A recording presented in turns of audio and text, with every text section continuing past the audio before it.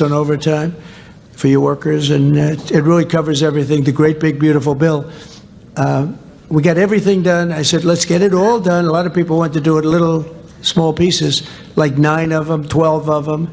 I said, put it all into one bill, and if we get it done, we're done for 4 years. We don't need anything more from Congress in terms of that, right, Scott? We got it all done. It was a little risky, but because if we didn't get it done, I don't know, who knows what would happen with these radical left lunatics that we have to deal with. But we got it all done, and now we're set, and you're set. The investment in this country is set. You have all that you want. The people in this room are the living embodiment of the U.S.-Japanese economic partnership that together we're taking to even greater heights. It will, I think, never be like it is now, but it'll get even better if that's possible. I especially want to thank Japanese companies, SoftBank. I think Masa is here. Where's Masa? I played golf with this guy last week. He sank every putt, every putt.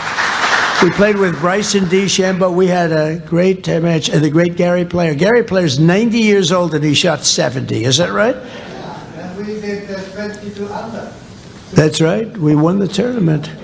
We had 36 teams and we won the tournament. And we didn't cheat either. You know, a lot of those teams cheated because I know how they play, and they did not shoot those scores. But I think we got, well, it helped to have Bryson hitting a ball 400 yards. You know, it's always nice to have. I said, I'll take Bryson on our team. But we had a great time, and you played great, and you putted very well, and I appreciate it because I now have an extra trophy on my desk, and I like that. Yes, please. Four eagles. That's right. 4 eagles. We made 4 eagles, and no, I seriously mean, every time he stood over a putt. I'm not saying it's going to happen every time, but it happened this time. And he's bing, and we didn't have to putt because we're playing best ball, so we didn't have to putt. So thank you very much, Masa. That's better than all the deals you made. That made him feel better than all the deals he's made. Thank you. It's great to be here. We'll do it again. But I also want to thank Toyota for that great, it's not a contribution, it's an investment. We're having investments in our country greater than ever before, greater than any country has ever had, actually. We'll talk about that. And I also want to thank the people from Carrier here someplace. Where's Carrier? They were here. Just thank you very much. They made a big contribution also to the White House fund. We're redoing lots of things in the White House. We're bringing it up to the way it should be. And you probably heard, I don't know if anybody heard about, we're building a little ballroom over there. People are loving it. Now they're loving it. It took them a little while to understand what was going on, but now we actually got an editorial from the Washington Post and from the New York Times saying, you got to build that ballroom. I couldn't believe it when that happened. Look, they're back there right now. They can't believe I'm saying good things about it. But it's been great. But I want to thank Carrier. They make great air conditioning, heating, and things, and they were very generous. It's really fantastic what they did. And with the help of many of you here tonight, almost all of you, the only people that haven't done anything snuck into the room, because I think you're all here because of what you've done. And so if there's anybody that hasn't done anything, please raise your hand and we'll throw you the hell out of here, okay? But Japan is already America's 6th largest trading partner, and I think as of today that's gone up probably 2 notches, and the #1 source of foreign direct investment. And so they're very happy because, you know, as goes our market, so many countries, they invest in the United States, but we've never had anything quite like what's happening. And I think it's going to get better. I can say it now. So we have over $17 trillion of investment in 8 months. And I think by the time we go to the 12-month period, we'll have over $20 or $21 trillion invested or to be invested. Very importantly, I mean, the money's coming in, and a lot of it's commitments that are incredible. Tim Cook is doing, I think, like $600 or $650 billion, right? Think of it. You've done more than the entire group here. We raised $518 billion, and there's one man sitting here at $650. But good, and everything is, they're treating you great, right? We give them fast permits. We give everybody fast permits. No more waiting 20 years before you get rejected. You know, that used to have a process. I know a couple of people, they started a process when they were young men Now they're old men and they got rejected. Can you imagine? They devoted their whole life to getting a couple of permits. One of the things I did that's really helping AI because of the massive amount of electricity that they need is I said, you build your own power plant if you'd like. So far, everybody said, well, we like. But at first, they weren't doing it. I said, I wonder why. Because they didn't believe me. They didn't believe they were actually getting this. You know, we have a grid that's like a lot of grids, it's old. And nobody ever said that we're going to be, doubling. You have to double or triple the amount of electricity that we currently have. As an example, in the United States, you have to triple it, but double it at a minimum, but really triple it in order to take care of just AI. Can you believe this? More than double what we have currently. So for all of that, we have to more than double it. And I said, well, that's not, something you can do from the grid. I mean, how would you do that? You have an old grid, and it's doing okay. We're fixing it, but you can't do that. And I came up with the idea that you're building a plant. They're spending $50 billion to build a plant. I said, you can build your own electric generating sources. And honestly, some of the people in this room, they're building electric generators that are so far beyond anything that's ever been built before.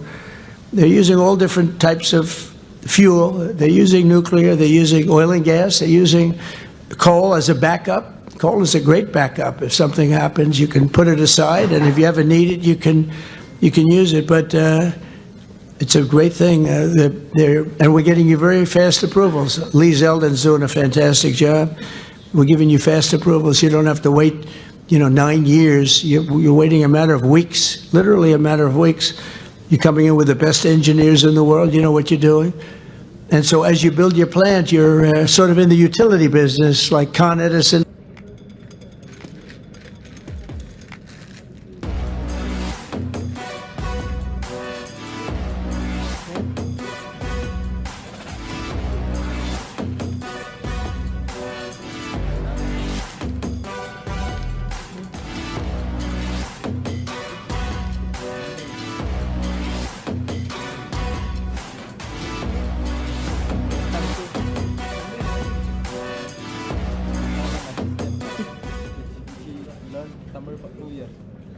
Just for him. Plants that are being built are unbelievable. They're far beyond anything being built in terms of your regular utility companies, which, it's sort of an older business.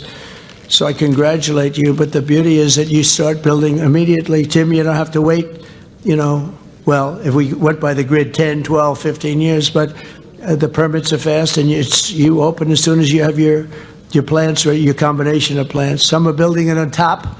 Some are building it to the side. Some are building separate buildings. Some are building in one building. And I love the idea. But literally, it took them a while to really, they thought I was kidding. It was so good. They said, no, he's kidding. I said, I'm not kidding. That's why we're leading China. We're leading everybody in this race. So we're with you all the way. And you're going to, I hope everyone's going to do great and make a tremendous amount of money and create a lot of jobs under the historic trade deal with the Prime Minister that is signed today, and private sector agreements that were signed moments ago. Will be increasing our commerce very, very much further. Japan's going to be investing $550 billion into the United States, and it's an amazing thing, and they're happy, and they're gonna love it. It's going to be really good. It's going to be a great for everybody. But building up an allied industrial base, and one of the things that makes me so happy is they'll be taking some of our product. Japan has I don't think I'm saying anything that's very secret. They've been typically slightly closed as a country. It was not easy to come in, but they're taking some of our cars and a lot of our different thing, rice, which is actually a big deal because, as you know, they wouldn't do that, and they're taking corn. And they're taking the Ford 150 right here, the big thing, some of our cars. So it's really a great thing. It's going to be great for them. It's going to be great for everybody. But we're doing semiconductors together, critical minerals, shipbuilding. We're starting shipbuilding together. And they're doing pretty well with shipbuilding. They're number 3. They're going to be coming over to the United States and building ships in some of the yards. We have some great yards. You know, the United States was #1 during World War II, #1 in the world in shipbuilding by far. We would produce a ship a day. Can you believe it? A ship a day. You know, freighters and this and that, but some big ones too, some great warships. And we just let that, our leadership, the person standing right where I am numerous years ago, a number of them, they just let it slip. And so we're going to be very heavy into the shipbuilding in a very pretty short period of time. It takes a while to get that one going, but to think that we were #1 in the world, and now we're, you know, we basically don't make very many ships anymore. We do beautiful Coast Guard cutters, we do beautiful smaller ships like destroyers, etc. But we don't, essentially, we don't really do what we should be doing. And we will be doing that pretty soon.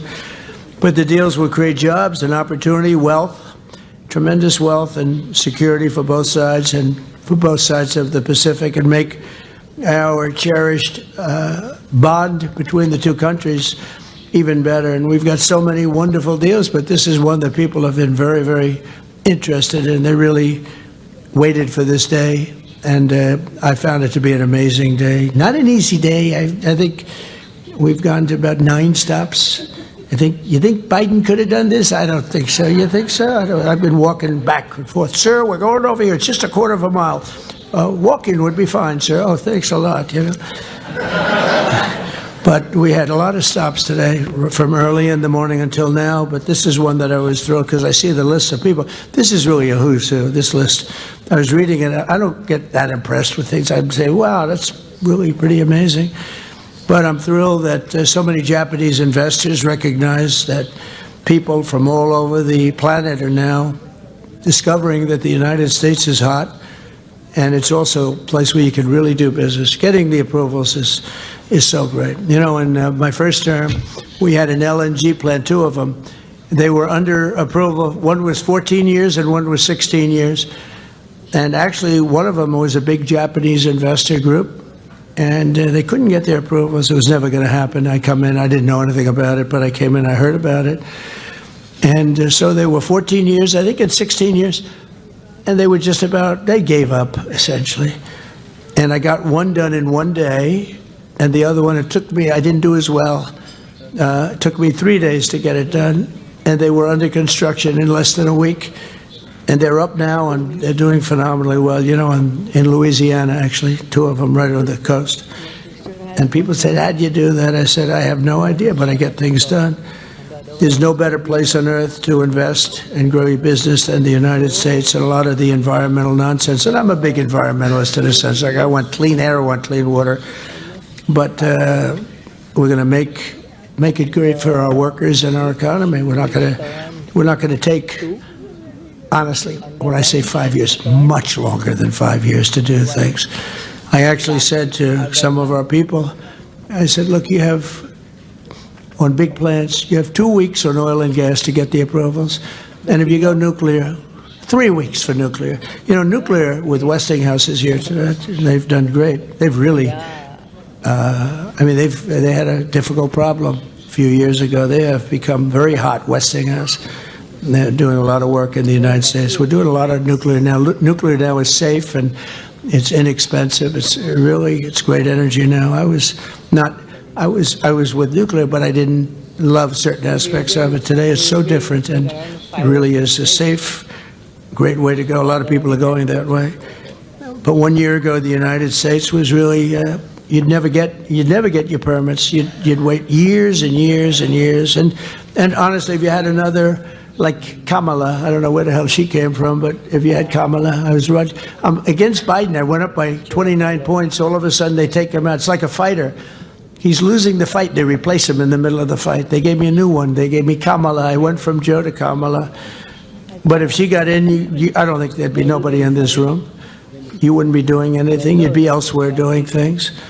And wouldn't be the same. But you have a great partner now in the United States getting you started, and you will have everything done very, very quickly. Record time, as fast as, I think, much faster than maybe any other country, other than China. Because in China, you have a good system also. You have a system where President Xi can approve it immediately. So that's even faster. He doesn't have to wait 2 weeks. I have to wait 2 weeks. But you do go quickly there, but we have a lot of advantages, as you know. Since the election, we've secured all of that money coming in, and we have a lot more money coming in. And again, I mentioned SoftBank, but JERA, JCB, Toyota, Mitsubishi, Hitachi, Honda, they're all coming into the United States. We have a lot of car plants opening up because of tariffs. They don't want to pay tariffs, and they come and frankly, Japan is sponsoring many of them because that way you don't have to pay the tariffs. Without the tariffs, I mean, tariffs are about national security, and we're making a lot of money. We're going to start paying down debt very soon. We have a lot of debt because honestly, we didn't know what the hell we were doing as a country. GDP growth in the second quarter was an amazing almost 4%. Nobody thought. They thought it was going to be 2%. They had no idea. Just announced 4%, almost 4%. And in the next quarter, I don't know, I think it can go much higher. I think when we kick in, when these plants start to open, we're building many of them. And a lot of them are car plants, but you keep hearing about the AI, and that's obviously the biggest thing right now, and nobody's doing like but we have a lot of other plants coming in, but a lot of car plants are coming in. They're coming in from other countries. And next quarter, I think you're going to see maybe 4%, maybe more. But when these plants start opening up, you're going to see numbers that are going to be shocking. Energy prices are down. Gasoline are down. Groceries are down, except for the beef, which I'll get down to. Our ranchers were, for 25 years, they did poorly. And I put tariffs on some. It was just too much. They couldn't compete. They were going out of business. And maybe they're doing too good now. But we want them to do well. But we have to get the beef prices down. So that's, it's an easy problem to solve, but we'll always take care of our ranchers too. And they were with me 100%. They've been with me from the beginning. We had an election that was too big to rig. We had to get it. I would constantly say, too big to rig. Don't believe polls that were way up. Just, you got to go and vote. When the polls are too high, people say, let's go to a movie and we'll go home and watch our president win. But I said, you got to go because we have a very corrupt election process, and you need that. You need borders, and you need a fair press, and the press is slightly better. I'd say, slightly, but it'll get better. I think it's getting better and better because otherwise they're going to lose all credibility, and nobody's going to be watching or listening to them. But you need strong borders, and you need good voting, and we're getting them both much better. The mortgage rates, except for the fact that we have an incompetent head of the Fed, I think he's incompetent, or a bad guy, but despite that, mortgage rates are down. Who could believe that? We have an anti-person. I call him too late. He's always too late. He's been too late. And Jerome Too Late Powell. So somebody gave me a bad reference on him. I put him in based on some guy that turned out to be not so hot. And we got a bad Fed guy, but he'll be out of there a few months, and we'll get somebody new. I guess, Scott, you have a long list of people that want it. If anybody has any suggestions, because we really do, we have, all the people that are being talked to. If you have a suggestion, just shout it out. Just shout it out. Mark, do you have a suggestion? Mark has some pretty good suggestions. You put me on the cover of Time magazine. That was a nice picture. Thank you very much for that. That was very good. It was a nice story, too. Thank you very much. I've been on the cover almost 50 times, but Mark, I can only use 17 of them. Meaning the rest of them aren't so good. 17 are great. This one was very good. This is going up. Now I have 18. Thank you very much. I'll see you in a little while. But mortgage rates are down, and we're rapidly building the greatest economy, I think in history. Look, bad things can happen. We're doing great, and even after COVID, we had the best 4 years. But all of a sudden, COVID, things happen. Things happen. Now, I hope things don't happen here, but we were doing numbers like nobody had ever seen before. Not as good as we're doing now. And then all of a sudden, we started hearing about people dying in different places of the world, China and other places, and we have a COVID. We have a pandemic all of a sudden, and things like that happen, but hopefully that won't happen. in this case, in this term. But we did a good job in handling it. We made more machinery and everything else. We did great with the therapeutics, Regeneron, and we did the vaccine. We had the vaccine approved in 9 months, and there are many people that say that we saved 50 million lives worldwide. Not everybody agrees with that, but a lot of people say we saved 50 million lives. You know, in World War II, I guess we lost close to 100. People don't know that it was so bad, the Spanish flu, that it actually ended the war. That was what stopped the First World War. But we were on our way to really terrible numbers. We had, obviously, so many million people died. That was a terrible thing, but things happen, and things that you wouldn't think of. Who would have thought pandemic? I thought that was like an ancient problem. It wasn't a modern day problem. But a lot of people did a great job there, and we ended up with the 4 years great. We actually ended up, when I left, with a stock market price that was higher than it was before when the pandemic came in. Who would think that was even possible? Because we were rocking and rolling, and then that happened, and we ended up higher. The stock market was higher than it was just prior to hearing about this horrible plague. So just as importantly, we've implemented the largest regulation cuts in the history of our country, even larger than we had. We had the biggest, by 4 times, the biggest regulation cuts in history in my first term, and we're going to be doing that. And we're cutting, as you know, if we add one new regulation, you have to cut 8 or 10, 8 to 10. So you add one, and it's okay, and you cut 10. And we started at 8, now we're 10, including massive reductions in the red tape for the infrastructure and the rapid approvals, etc. But this includes the upcoming liquefied natural gas pipeline in Alaska, which we have well underway, to export vast amounts of American energy. And Japan is one of the big customers, by the way. And you know the slogan, our slogan, and we have fantastic people. Chris Wright is phenomenal. Doug is fantastic. Those 2 guys are like a partnership. They're unbelievable. I'm sure you're dealing with them very successfully. But our motto is drill, baby, drill. That's a little different than people that say you can't, drive energy through the roof. And I think you're going to see $2 gasoline pretty soon. And that's like bigger than a tax cut. That's the equivalent of something bigger than a tax cut.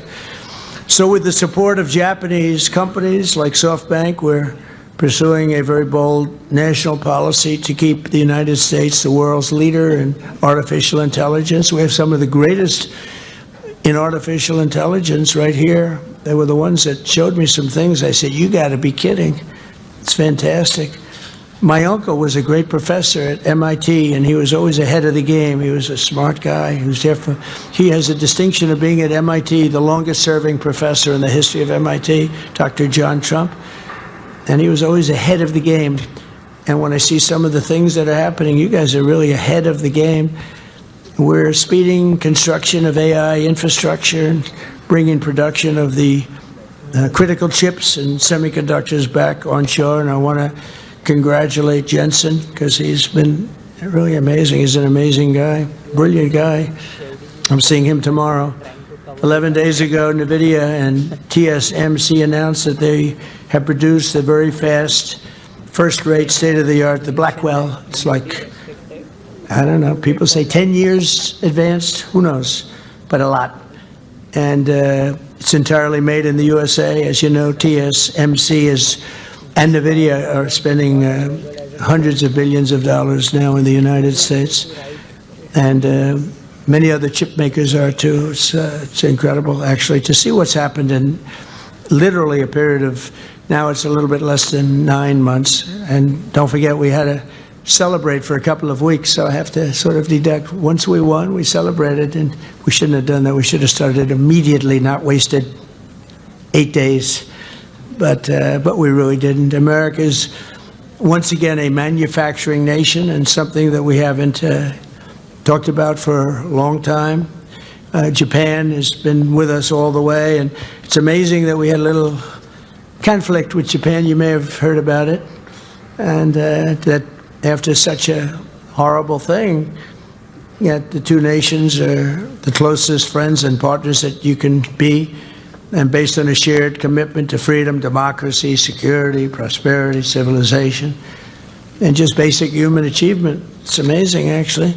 As some of you may know, this very residence was once the home to the great General Douglas MacArthur. I don't know if you ever heard, he graduated #1 in his class at West Point, but they say that he was the single greatest student in the history of West Point. Now, I don't know how they go about doing that. I could see no.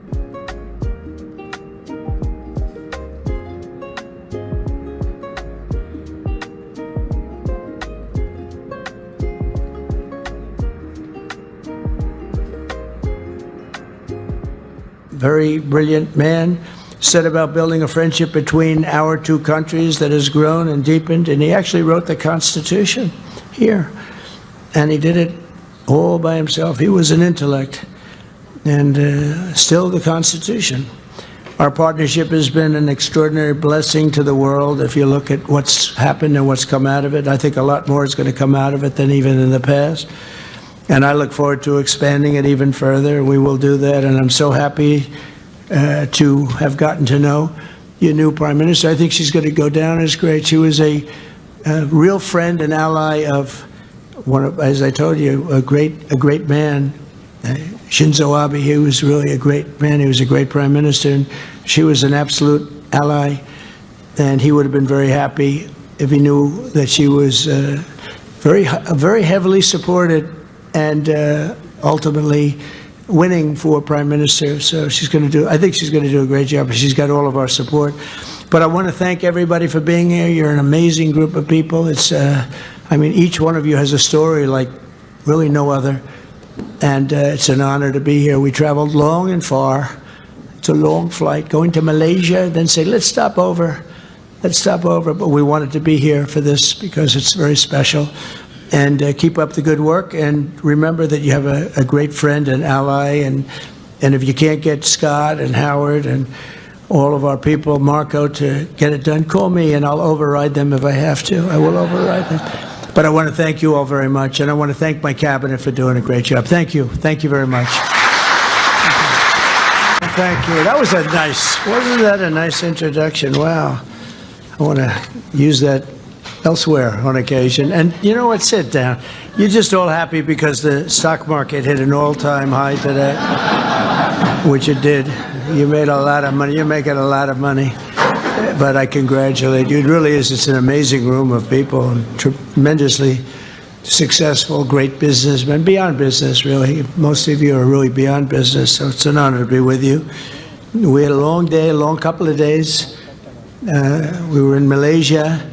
We're celebrating a great end to a war that could have happened. It was a big deal. I won't bore you with the facts, but we ended 8 wars in 8 months, and I think there's another one coming. I thought the one coming was a lot easier than the Middle East. We did great with the Middle East, but with Russia, I thought that was going to be an easy one, Ukraine and Russia, because of the relationship with President Putin. But that didn't work out too well so far, but it will. We'll get it done too, but that'll be number 9. I think that's just about it. Anyone starts, I think generally speaking, I'll end it. Otherwise, a lot of people die, and we don't like that. But I want to thank our outstanding ambassador, George Glass, who you just heard from. Thank you, George. And his wife, Mary. Mary, thank you very much. Great job. This is such a great group of people that you put together. I'll be meeting with President Xi the day after tomorrow. I'm going to a wonderful place where I think a lot of you may be going. We're going to be meeting tomorrow at a very fantastic meeting. Who's going tomorrow? Is anybody going that I know in this room? I think a lot. Tim, are you going? Maybe? You're not. You mean you came here for this? And you're just going back just like that? Huh? Well, we'll be going to South Korea, and then on the following day, a meeting with President Xi, as you probably heard. I'd be surprised if anybody didn't hear. That's a big meeting, and I think it's going to work out very well, actually. I think it's going to be great for everybody. But I also want to recognize people that have been doing a fantastic job. Our cabinet, we have a lot of members here tonight. Secretary of State Marco Rubio. Where are you, Marco? Stand up, Marco.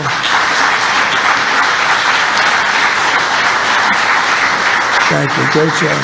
He's doing a great job. They're all doing a great job. Secretary of War, you know, what used to be Secretary of Defense, Secretary of War, Pete Hegseth. Thank you, Pete. You know, we used to be Secretary of War. It used to be the Department of War.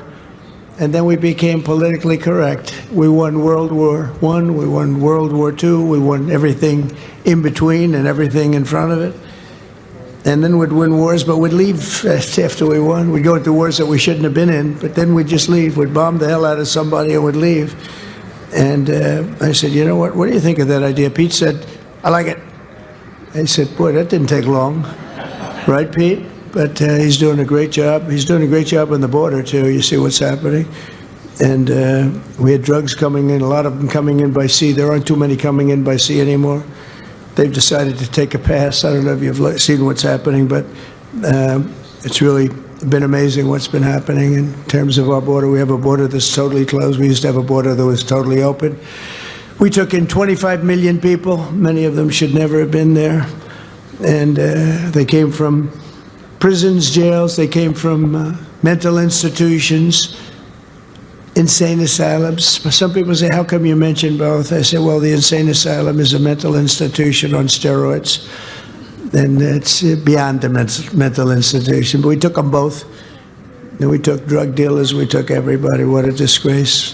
What a disgraceful job they did, the previous administration. And I wouldn't normally say that. But what they did to our country was incredible. And now, you know, we had a country, it was a dead country. Everybody, so many of the leaders that I've met, King of Saudi Arabia told me they all said essentially, we thought your country was dead. 1 year ago, we thought your country was dead. Now it's the hottest country anywhere in the world, like by far. I mean, we have some leaders here, so I don't want to insult anybody. We have the hottest country in the world. So I just want to thank some of these people. Scott Bessent, you're doing a great job, Secretary of Treasury. Thank you, Scott. Thank you, Scott. Great.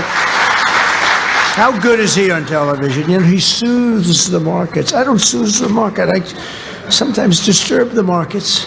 He soothes the markets. He goes, I said, Scott, go in and clean it all up for me, Scott. And he goes in, bop, bop, bop, bop, bop. And he's really terrific. He's done a great job. And I'm thinking about him for the Fed. See, now the camera's going, breaking news, but he won't take the job. He likes being Treasury.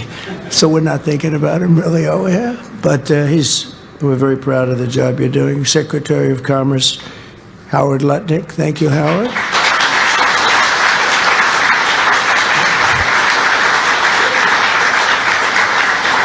We just did, I guess it's about 518 billion in the other room. We were a little bit short of 500, and then we had a couple of people that just announced, including Toyota, 10 billion, going to open new car plants throughout the United States, a lot of them. And it's great because of the tariffs and because of the November 5th election, I think both.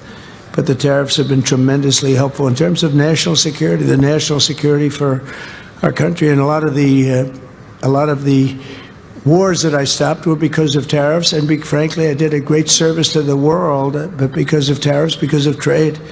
If you look at India and Pakistan, they were going at it. 7 planes were shot down. 7 brand new, beautiful planes were shot down, and they were going at it, 2 big nuclear powers. And I said to Prime Minister Modi, and I said to the Prime Minister, a very nice man, a very good man, and the Field Marshal over in Pakistan, I said, look, we're not going to do any trade if you're going to be fighting. No, no, no, one thing has nothing to do with the other. I said, it has a lot to do with the other. 2 nuclear powers. We get that nuclear dust all over the place. All of you are affected, right? Then we said, no, we're not doing any deals if you're going to fight. And within about 24 hours, that was the end of that. It was amazing, actually. And we've done numerous like that. I would say trade is responsible for 70% of the fact that we didn't have wars by using our heads, because they want to trade with the United States. But I said, we're not going to trade if you're going to go to war. And it's amazing how quickly they were able to make deals. And, you know, they would have been fighting for 10 years, killing millions of people, numerous of them.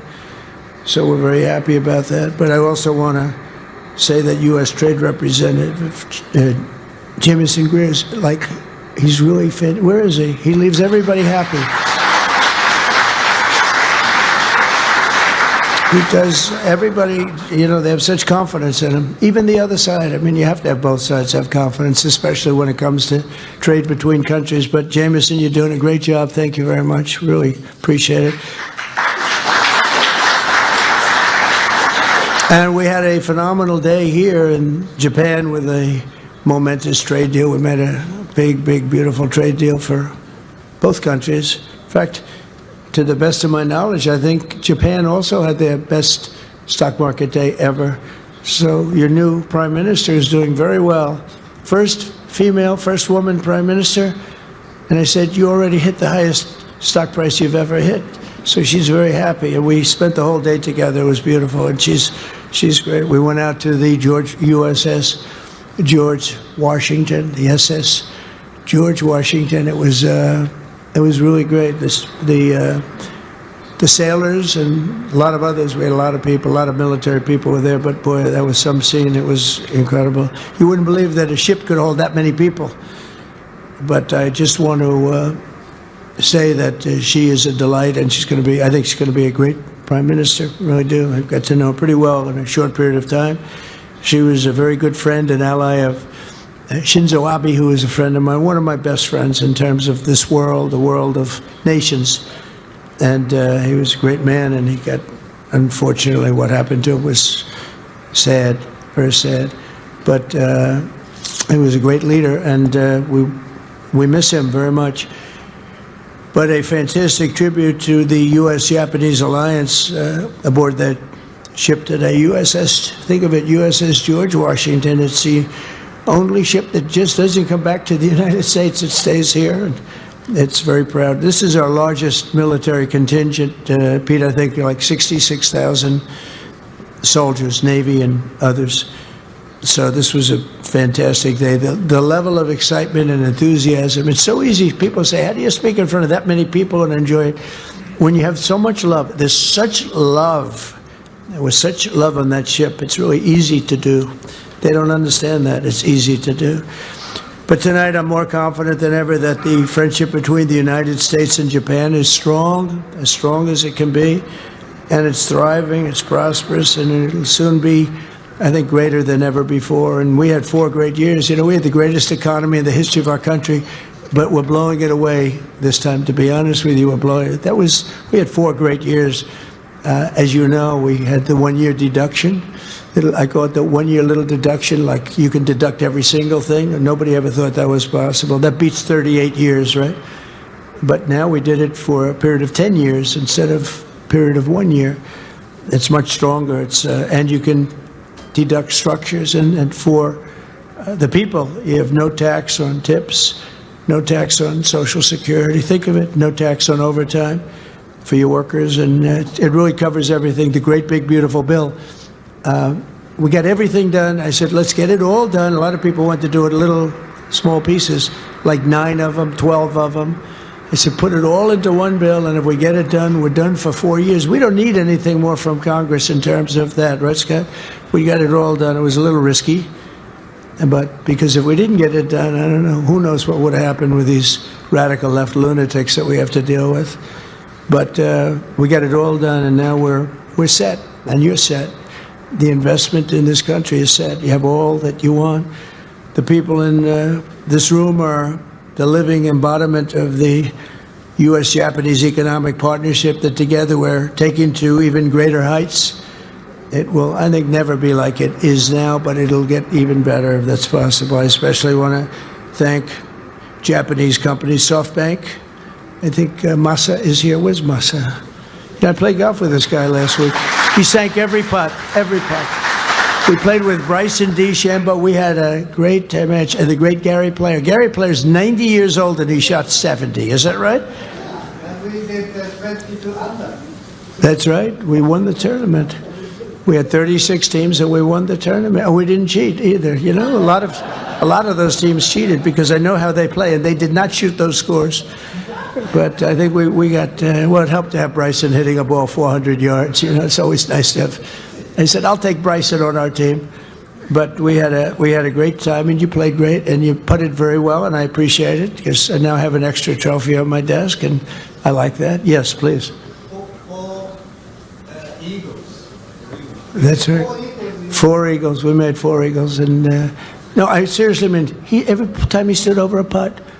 I'm not saying it's going to happen every time, but it happened this time, and he's being, and we didn't have to putt because we're playing best ball, so we didn't have to putt. So thank you very much, Masa. That's better than all the deals you made. That made him feel better than all the deals he's made. Thank you. It's great to be here. We'll do it again. But I also want to thank Toyota for that great. It's not a contribution; it's an investment. We're having investments in our country greater than ever before, greater than any country has ever had. Actually, we'll talk about that. And I also want to thank the people from Carrier here someplace. Where's Carrier? They were here. Just thank you very much. They made a big contribution also to the White House fund. We're redoing lots of things in the White House. We're bringing it up to the way it should be. And you probably heard, I don't know if anybody heard about, we're building a little ballroom over there. People are loving it. Now they're loving it. It took them a little while to understand what was going on, but now we actually got an editorial from the Washington Post and from the New York Times saying, you got to build that ballroom. I couldn't believe it when that happened. Look, they're back there right now. They can't believe I'm saying good things about it. But it's been great. But I want to thank Carrier. They make great air conditioning, heating, and things, and they were very generous. It's really fantastic what they did. And with the help of many of you here tonight, almost all of you, the only people that haven't done anything snuck into the room, because I think you're all here because of what you've done. And so if there's anybody that hasn't done anything, please raise your hand and we'll throw you the hell out of here, okay? But Japan is already America's 6th largest trading partner, and I think as of today, that's gone up probably 2 notches, and the #1 source of foreign direct investment. And so they're very happy because, as goes our market, so many countries, they invest in the United States, but we've never had anything quite like what's happening. And I think it's going to get better. I can say it now. So we have over $17 trillion of investment in 8 months. And I think by the time we go to the 12-month period, we'll have over $20 or $21 trillion invested or to be invested. Very importantly, I mean, the money's coming in, and a lot of it's commitments that are incredible. Tim Cook is doing, I think, like $600 or $650 billion, right? Think of it. You've done more than the entire group here. We raised $518 billion, and there's one man sitting here at $650. But good, and everything's, they're treating you great, right? We give them fast permits. We give everybody fast permits. No more waiting 20 years before you get rejected. You know, that used to have a process. I know a couple of people, they started a process when they were young men. Now they're old men and they got rejected. Can you imagine? They devoted their whole life to getting a couple of permits. One of the things I did that's really helping AI because of the massive amount of electricity that they need is I said, you build your own power plant if you'd like. So far everybody said, we like. But at first they weren't doing it.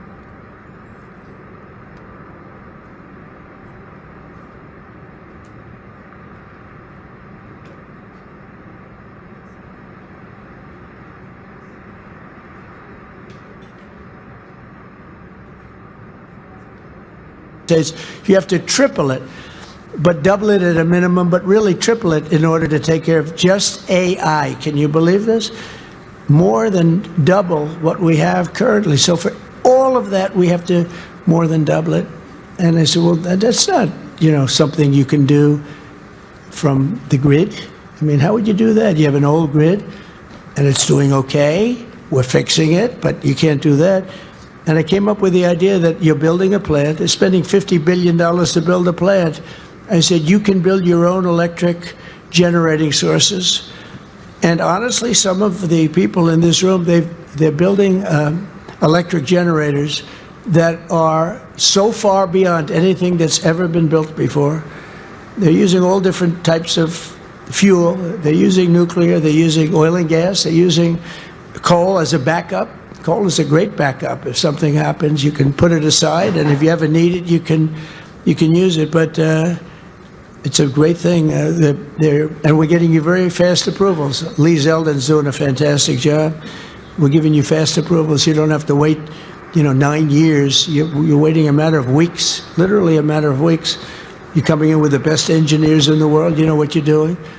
And so as you build your plant, you're sort of in the utility business, like Con Edison in New York. You're building your own electric, and you can build it as much as you want. And if you have any left over, you sell it into the grid. So our grid picks up a lot of electric without really us doing anything. You talk about private sector, that's the ultimate, but everybody loves it. And they're coming, honestly, I mean, somebody that understands that better than information, which is what the other part makes. You're going to make a lot of money with information, and but somebody that really does understand the generation of electricity. The kind of plants that are being built are unbelievable. They're far beyond anything being built in terms of your regular utility companies, which, it's sort of an older business. So I congratulate you, but the beauty is that you start building immediately. Tim, you don't have to wait, well, if we went by the grid 10, 12, 15 years, but the permits are fast, and you open as soon as you have your plants, or your combination of plants. Some are building it on top, some are building it to the side, some are building separate buildings, some are building in one building. And I love the idea, but literally it took them a while to really, they thought I was kidding. It was so good. They said, no, he's kidding. I said, I'm not kidding. That's why we're leading China. We're leading everybody in this race. So we're with you all the way, and I hope everyone's going to do great and make a tremendous amount of money and create a lot of jobs. Under the historic trade deal with the Prime Minister that is signed today, and private sector agreements that were signed moments ago, we'll be increasing our commerce very, very much further. Japan's going to be investing $550 billion into the United States, and it's an amazing thing, and they're happy, and they're gonna love it. It's going to be really good. It's going to be a great for everybody. But building up an allied industrial base, and one of the things that makes me so happy is they'll be taking some of our product. Japan has I don't think I'm saying anything that's very secret. They've been typically slightly closed as a country. It was not easy to come in, but they're taking some of our cars and a lot of our different thing, rice, which is actually a big deal because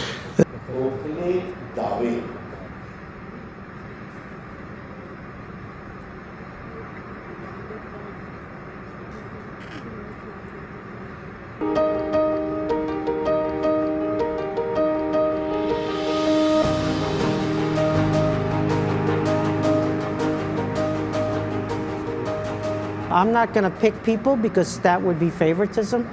We'll let our our good staff people. They got a nice picture of my office there in the P. Thank you, Mr. Kodkin. My question is about what you said, your last point. So you said when competing with them, don't become like them.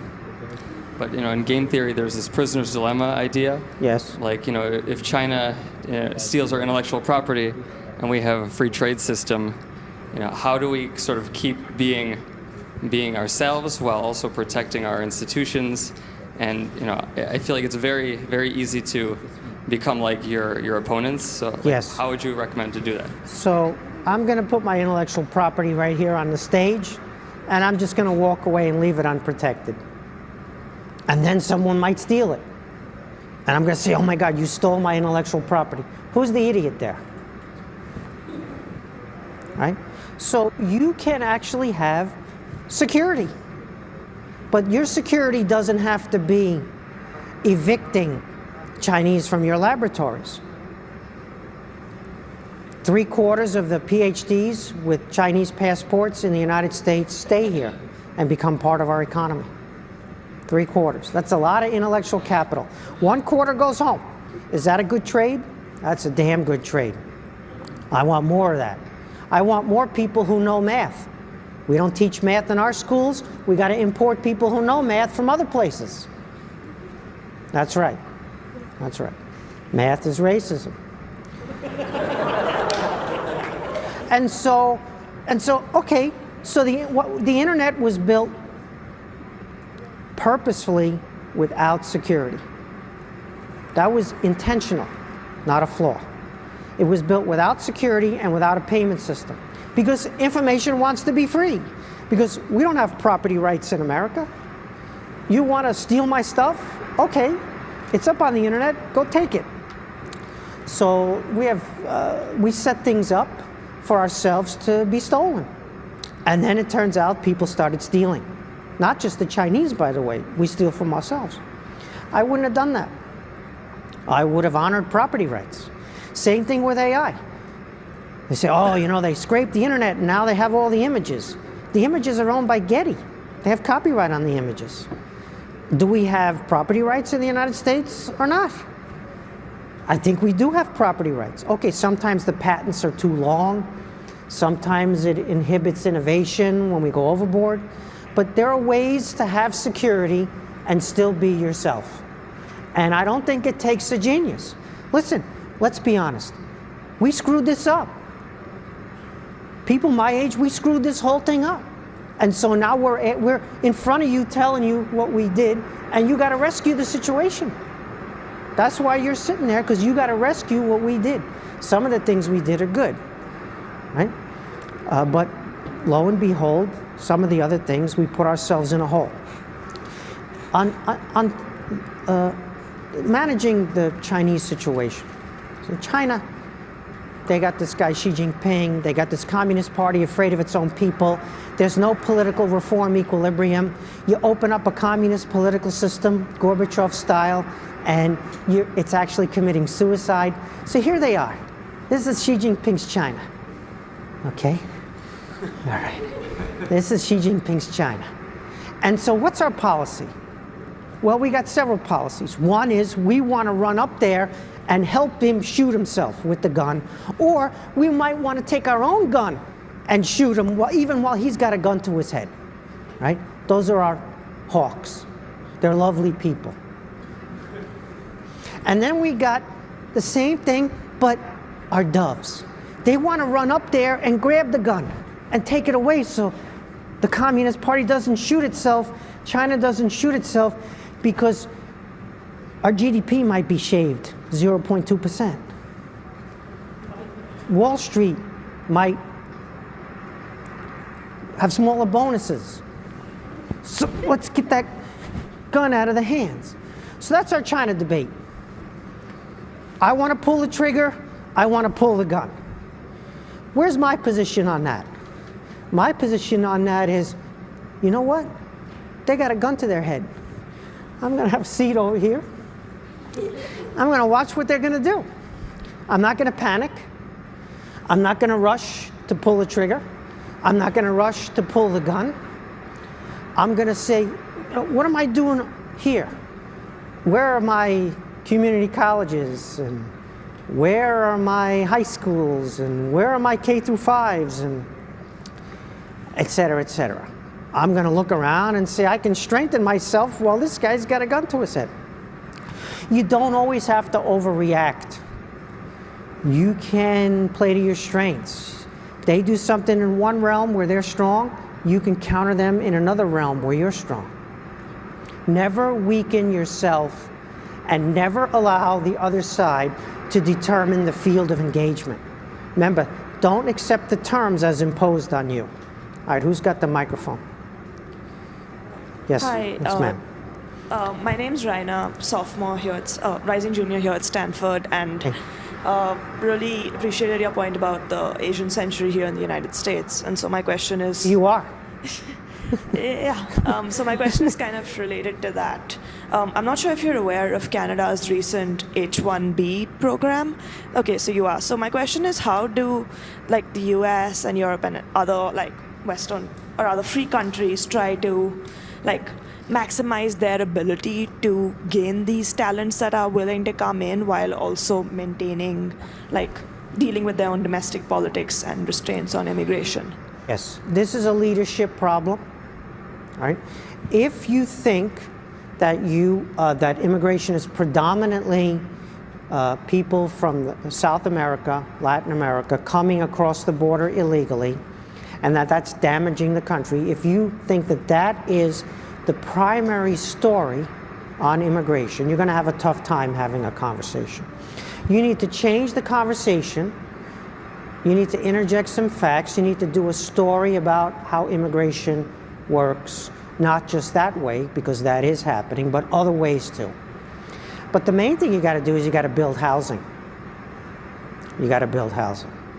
The most incredible thing is when people come, they need to live somewhere. I know that's shocking. I know you can't anticipate that, but you need more housing.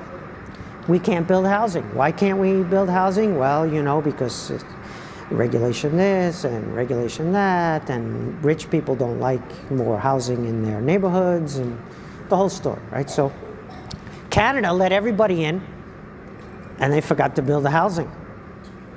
So they got the benefit of tremendous influx of talent, right? Immigrant stories, you can look at West Africa and the Caribbean in the United States. West African and Caribbean immigrants in the United States make more than 20% above the median income. They are incredibly successful immigrant groups, Caribbean and West African immigrants. Okay. Why? Because the people who do the immigration are already curious, ambitious, risk-taking, talented. They're doing something that's not easy. And so you expect them to succeed unless you put obstacles in their way, you criminalize them or whatever. So you can have tremendous boost to your productivity, to your economy, to your innovation, to your universities, to your communities, but you got to build housing. You don't build housing, you then end up in a zero-sum opportunity cost trade-off problem, right? The immigrants come, housing prices go up because demand is higher and there's no more supply. And so the immigrants get blamed for rising housing prices. Well, it's true. The housing prices rose because the immigrants came, but you didn't build any new housing. Had you done that, it would have been cool. And so you need to change the terms of the frame of debate. That's the leadership thing. Somebody's got to get up and talk about opportunity. America's a land of opportunity. America's an open society. America succeeds when everyone has opportunity, when there's equality of opportunity on the front end. Right? And then let's build some housing. And that's not as complicated. We've done that before. It looks like it's impossible, but a lot of things are possible when leadership breaks through.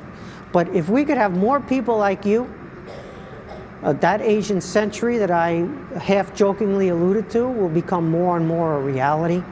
And we, of course, have done that many, many times over with immigrant populations from all over. And there are very few other, Canada's one, there are very few other societies that can succeed that way. And of course, the Chinese can't do that based on all sorts of, who's got the mic? I have a question. Yeah. I'm actually interested in, first, thank you for a very enterprising lecture. I really appreciated that passing comment that you made about Pekka Hämäläinen and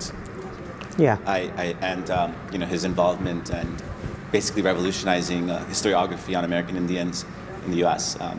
I guess my question to you is about your thoughts generally on the role that indigenous people play in the 21st century. You've already talked about, a lot of these great powers in the world, but there's also something I think that is emerging there, not only here in the U.S. with the Supreme Court and Grisuchian kind of jurisprudence, but also, for example, Hoover just held an Indigenous Student Seminar last week. Yeah. They clearly recognize something else going on there. Yeah. Can you maybe talk to us about that? Yeah, so Indigenous Continent by Pekka Hämäläinen. He's a Finnish guy, which is why he's got a crazy, wonderful, crazy name. Pekka Hämäläinen, Indigenous Continent. Retells the story of America from the point of view of the agency of indigenous people. They have agency. They're not just on the receiving end of European settlers wiping them out, piece by land piece and driving them off their land, but they themselves have agency. The agency is not the Dancing with Wolves agency. It's not where they're friendly with nature and everything's hunky-dory and then the white settlers come in.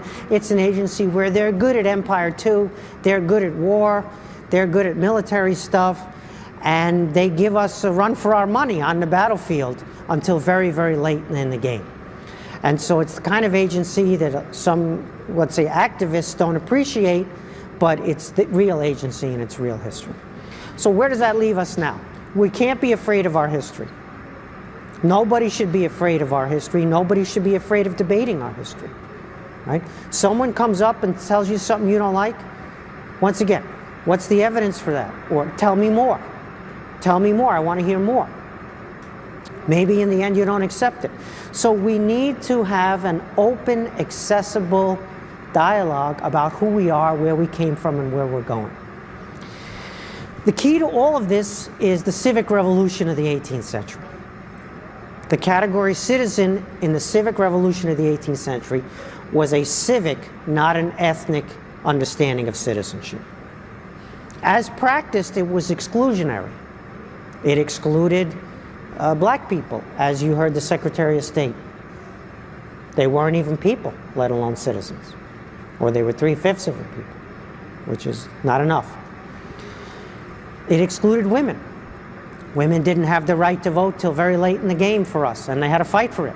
The same way that black people had to fight to become citizens as well. Indigenous people, the same story. And it continues, the problem continues. The point being is that the category citizenship, which was exclusionary in practice, can be made more capacious in practice as well. So you can enlarge the category citizenship over time. And people who weren't born here can become citizens. And people who were born here but weren't recognized as citizens can become citizens. So that's the piece, that's the most valuable piece. There's nothing more valuable than the 18th century civic revolution because it makes everything else possible, including more accurate, more empirically grounded discussions of indigenous agency here on the continent in the past and today. So that doesn't mean we're all the same. That doesn't mean, right? Once again, the terms. People say, okay, the black community. And then they say, the black community thinks this. So they've invented something called the black community, and all people who have are under that category, black, think alike, and the person who says the black community is now the self-appointed spokesperson for that community. So the black community, and here I go, I'm now appointed myself to speak for them. Or the LGBT community, or the indigenous community. So those terms are empowering to people who want to speak on behalf of others who some believe in God and some don't believe in God. Some are gay and some are straight, and some are this and some are Republican and some are liberal. And that's an open society. And so we need citizens. We need the 18th century civic revolution. We need to be careful about inventing communities that we then speak on behalf of as if they have one voice. And then they vote for the wrong party. And then you got the Hispanics begin to vote Republican, and people say, wait a minute, that shouldn't be happening. The Hispanic community, yeah, okay. So enough of that. Let's know our history. Let's not be afraid of it. Let's own up to the stuff that's happened here and that we've done. Everything. But let's understand it within the framework that allows us to do all of that, which is the 18th century civic revolution. Citizenship defined not by ethnicity, not even by language, but citizenship defined because you can become American whether you were born American or not. But if you were born here, you are American automatically. That's so powerful. That's such a powerful instrument, including for people who self-identify as indigenous, to use for purposes they want to pursue within the free society. And so I want to know the history. I want to know what happened. I want to make sure that young people know it too. And I want to be able to act, intervene, based upon commonalities and the citizenship, not based upon the divisions of the community. The biggest thing I can tell you today is what we got wrong is this. If you're Geopolitics 101, you want to unite yourself and recognize difference abroad. The Chinese are not going to become Americans. They're proudly Chinese, and all power to them. So what we've done for the last long time now, 50 years plus, you could go back further, is we've divided ourselves while we've pursued one worldism abroad. Everybody's getting enlarged. Everyone's getting engaged. Everyone's becoming like us abroad. But at home, we're dividing into more and more smaller and smaller groups. This community and that community and this affinity group and that this and this and that. No. You unite at home and you recognize difference when you go abroad. That's what is the success story. When you unite at home, you don't erase difference. All right, one more, or how many more we got here, bosses? All right, so maybe two more. Who's got the microphone? I'm bad at answering questions, but you're good at asking them. Well, thank you for your presentation. I have a question in regards to the Don't Become Like Them section in the framework that you laid out. So you told us that we have wishful thinking and reality, and I would like to propose a third category, which is principle, which we've been talking about a lot, specifically with free speech and how we conduct ourselves in accordance with those principles. And something that you were just talking about is when our reality comes in conflict with those principles. So within the United States, if we're working so hard not to become like our enemies, right, in reality, and we have these principles that lay out what we ought to look like, what happens when we muddy those lines? And what I mean by that is what happens when we kind of miss the imperatives that our principles laid out for us, and we start contradicting them. And a great example of this, I'm from Florida, a lot of censorship going on there, and overall, we can look to the executive branch as well, an executive aggrandizement there. How do we handle those circumstances when we come into conflict with principle? Thank you for the reminder that we have principles. I appreciate that a lot. It's very important. We do have principles. I was trying to enunciate some of them. For example, when I talked about open society. It's very hard to maintain an open society by closing things down. Sometimes it's necessary. There are criminal violations or whatever it might be. People abuse the openness and cross a line in a way that it's necessary to make a trade-off. But whenever you're making that trade-off, you got to be really careful. And so you use a threat, right? You use a threat to commit the sin of violating your own principles. And so therefore you have threat inflation is the way that we end up in trouble. Let's be honest. It's not existential here in the United States. If you think it's existential, if you think the world is ending, if you think one side gets into power and that's it, it's the end of democracy, then you're empowering yourself to do anything necessary to keep them out. Cheat, lie, steal, change the rules, violate the rules, right, if it's existential. If the Democrats get in, it's the end of democracy. If the Republicans get in, it's the end of democracy. So as a citizen, I have to defend democracy. I got to do anything necessary to keep them out. That's false existentialism. For Chinese Communist Party, every day is existential. Right? Changing the leader, Xi Jinping, could lose the whole system. We have a system where 100 million, more than 100 million, 100 plus million people are eligible to be president from our population. 100 plus million people are eligible to be president. And we got these two guys from that 100 plus million. And you say to yourself, how did we do that? How do we end up with two guys, I mean, you know who they are, from the 100 plus million? And the answer is, I don't know, and I don't like it, and that's what it is. But we had one guy, I'd like it to be better. We had one guy and the world was ending. And then he's out. Now we got another guy, and the other side thinks the world is ending. Well, he'll be out at some point soon. I've seen a lot of them come and go. And they haven't been that impressive, and some have been less impressive than others, and some have been more impressive. It's not existential.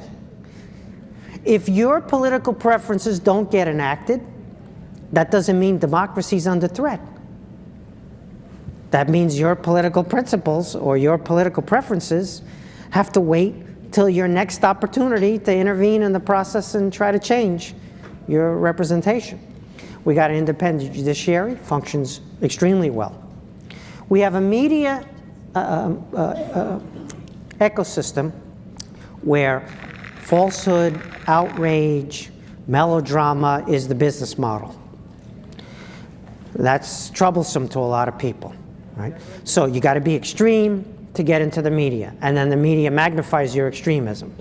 Once again, that's just the cost of an open society. We're going to shut down the media because the business model is extremism? You got to live with what an open society is, right? First it was radio. Radio was terrible. They broadcast right into the living room, and any demagogue could go on the radio and say anything, and it went right into people's living rooms, and Dr. Atlas and Professor Rao couldn't stop them. They couldn't intervene as members of the august establishment so that people didn't get the wrong ideas. And then we had television, which was even worse because it was images plus sound. And it came into people's homes, and you could say anything. And you could show anything, and it was just so scary. And now we got the social media, which is ruining our lives again. It's the third iteration of this. Radio brought Roosevelt. Whatever you think about that, that's up to you. Television brought Kennedy. You can have any views you want about that. And now social media, it brought Trump. So this is just how an open society works. But now you're going to say, oh, you know, we got this Trump thing, therefore social media, we got to regulate it, we got to shut it down. Misinformation is what I say it is. I'm on the board at Facebook, and what you think is misinformation. Well, who appointed me? Right, this problem. Okay, so the answer is yes, we have principles. Yes, they're violated all the time, but it's not existential, and we've got to deal with it. We've got to manage it. It's hard. It's hard being an open society, but it's much harder being a closed society. You're very vulnerable. You're existential there. And so I want people to come away from this understanding that I didn't answer the questions pithily. I didn't always answer them well. But this is on you, not on me. Because you now have to enter the public sphere or the private sector. You now have to become the people who do things and make things and fix things and invent things and change things. That's why you're here. You're here to discover that why did things go wrong? Well, now you understand pretty well, having seen all our speakers up on the but now it's on you. It's on you guys to do better. And because our system is what it is, and because you're who you are, I'm very confident that you'll do a lot better than I did. Thank you.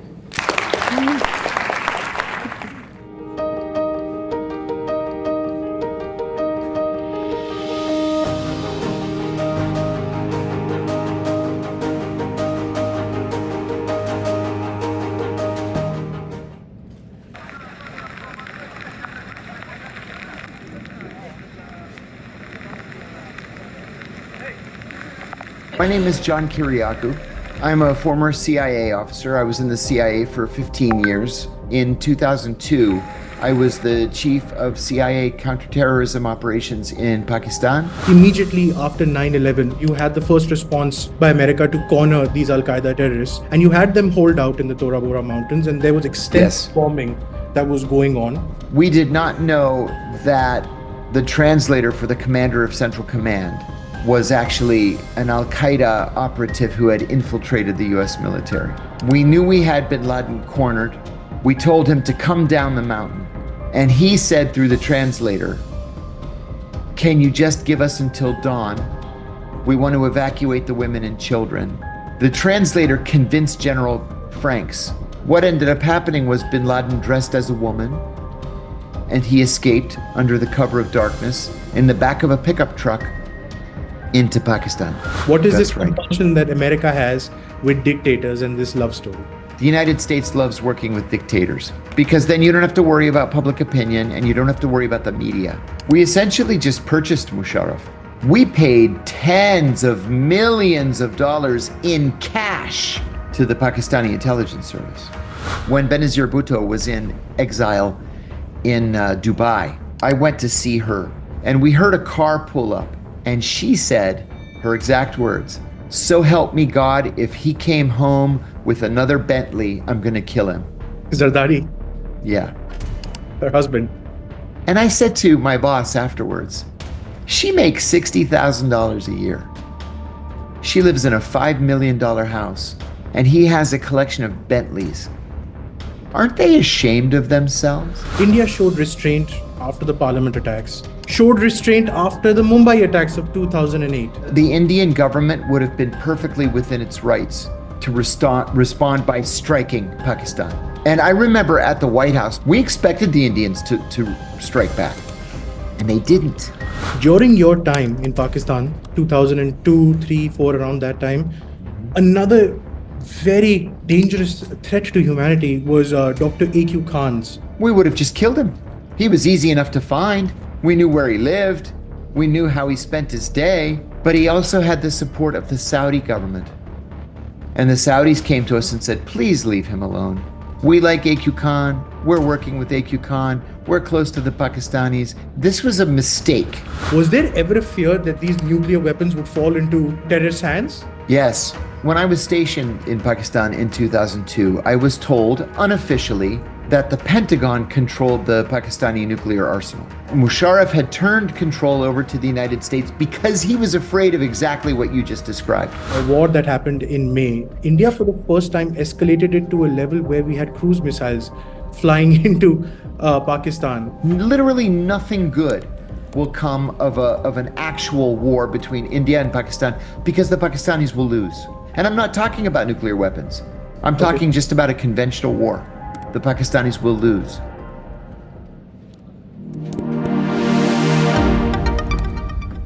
Before we begin, Mr. Kyriakou, I was wondering if you could introduce yourself to our audience, your time in Pakistan, and what capacity you were working in Pakistan, and then eventually your whistleblowing, and then the sort of vendetta that was unleashed against you by the American intelligence setup, and where you are right now.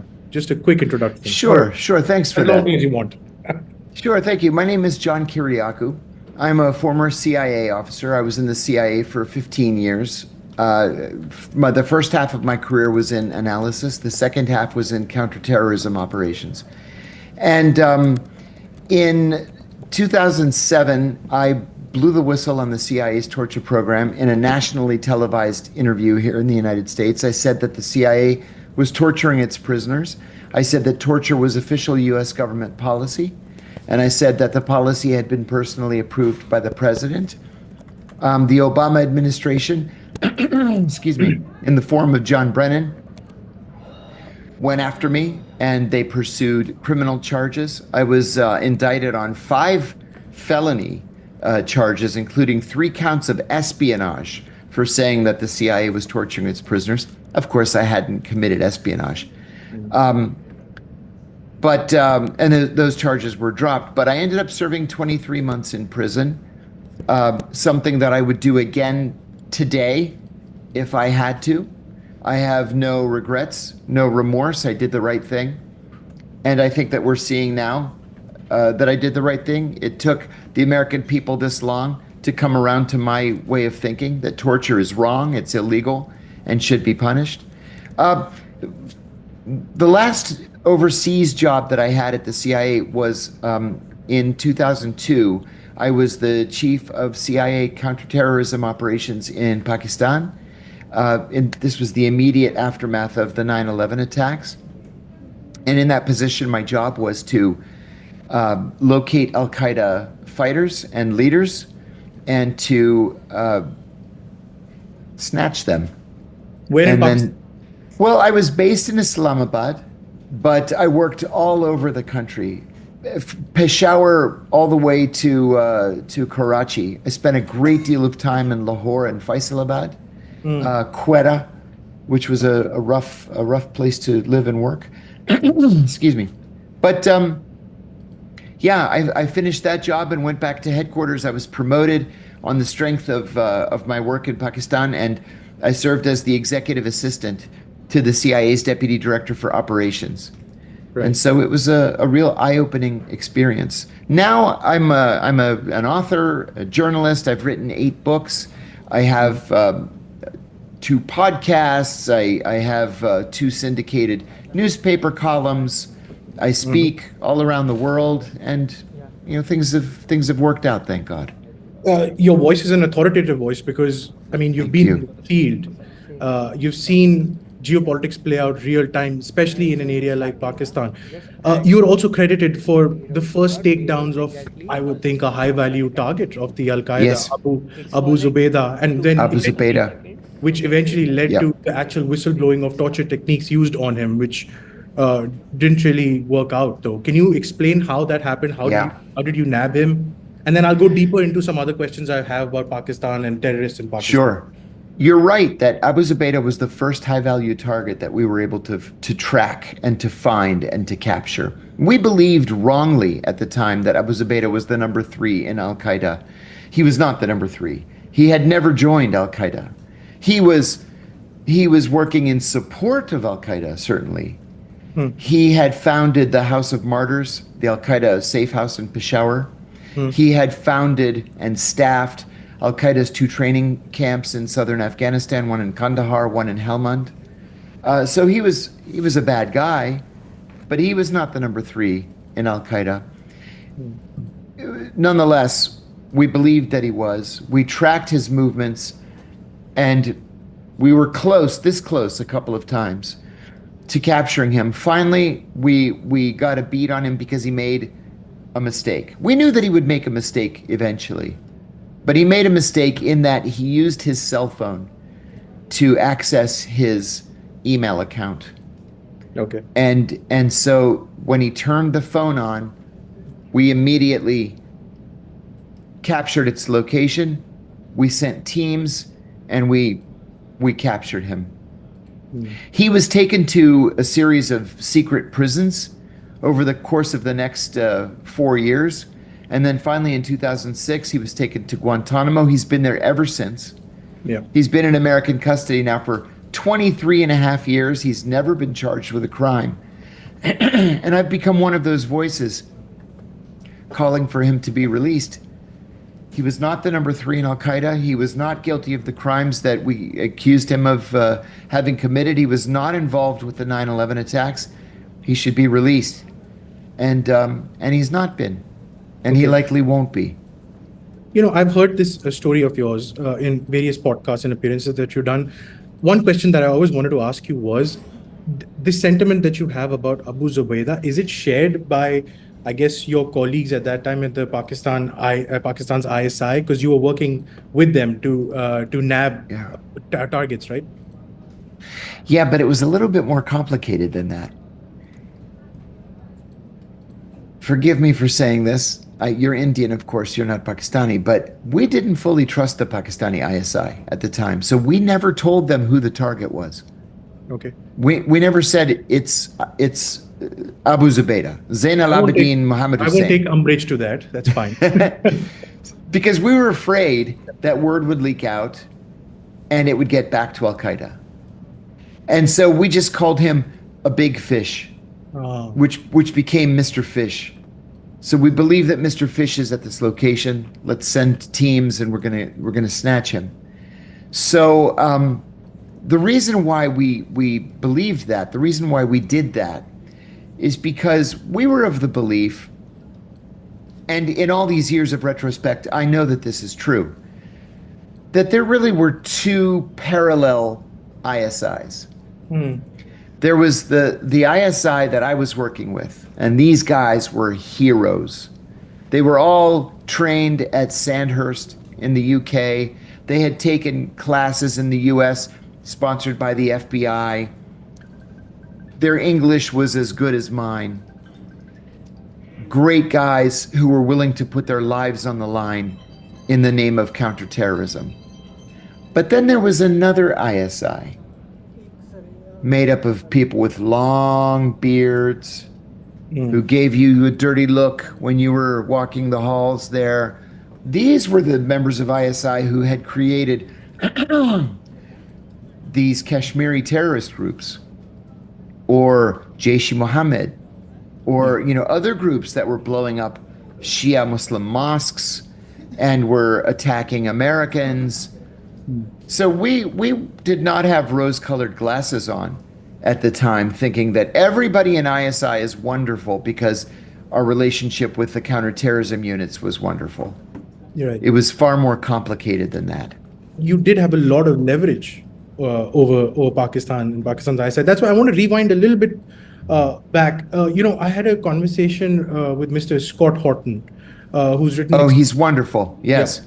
He's written extensively about the war in Afghanistan. So I want to talk about the months immediately after 9/11, where you had the first response by America to corner these Al Qaeda terrorists, and you had them holed out in the Tora Bora Mountains, and there was extensive bombing that was going on, and you had a lot of these high value targets that were identified, but they just went over the passes into Pakistan and just dissolved into the ether over there.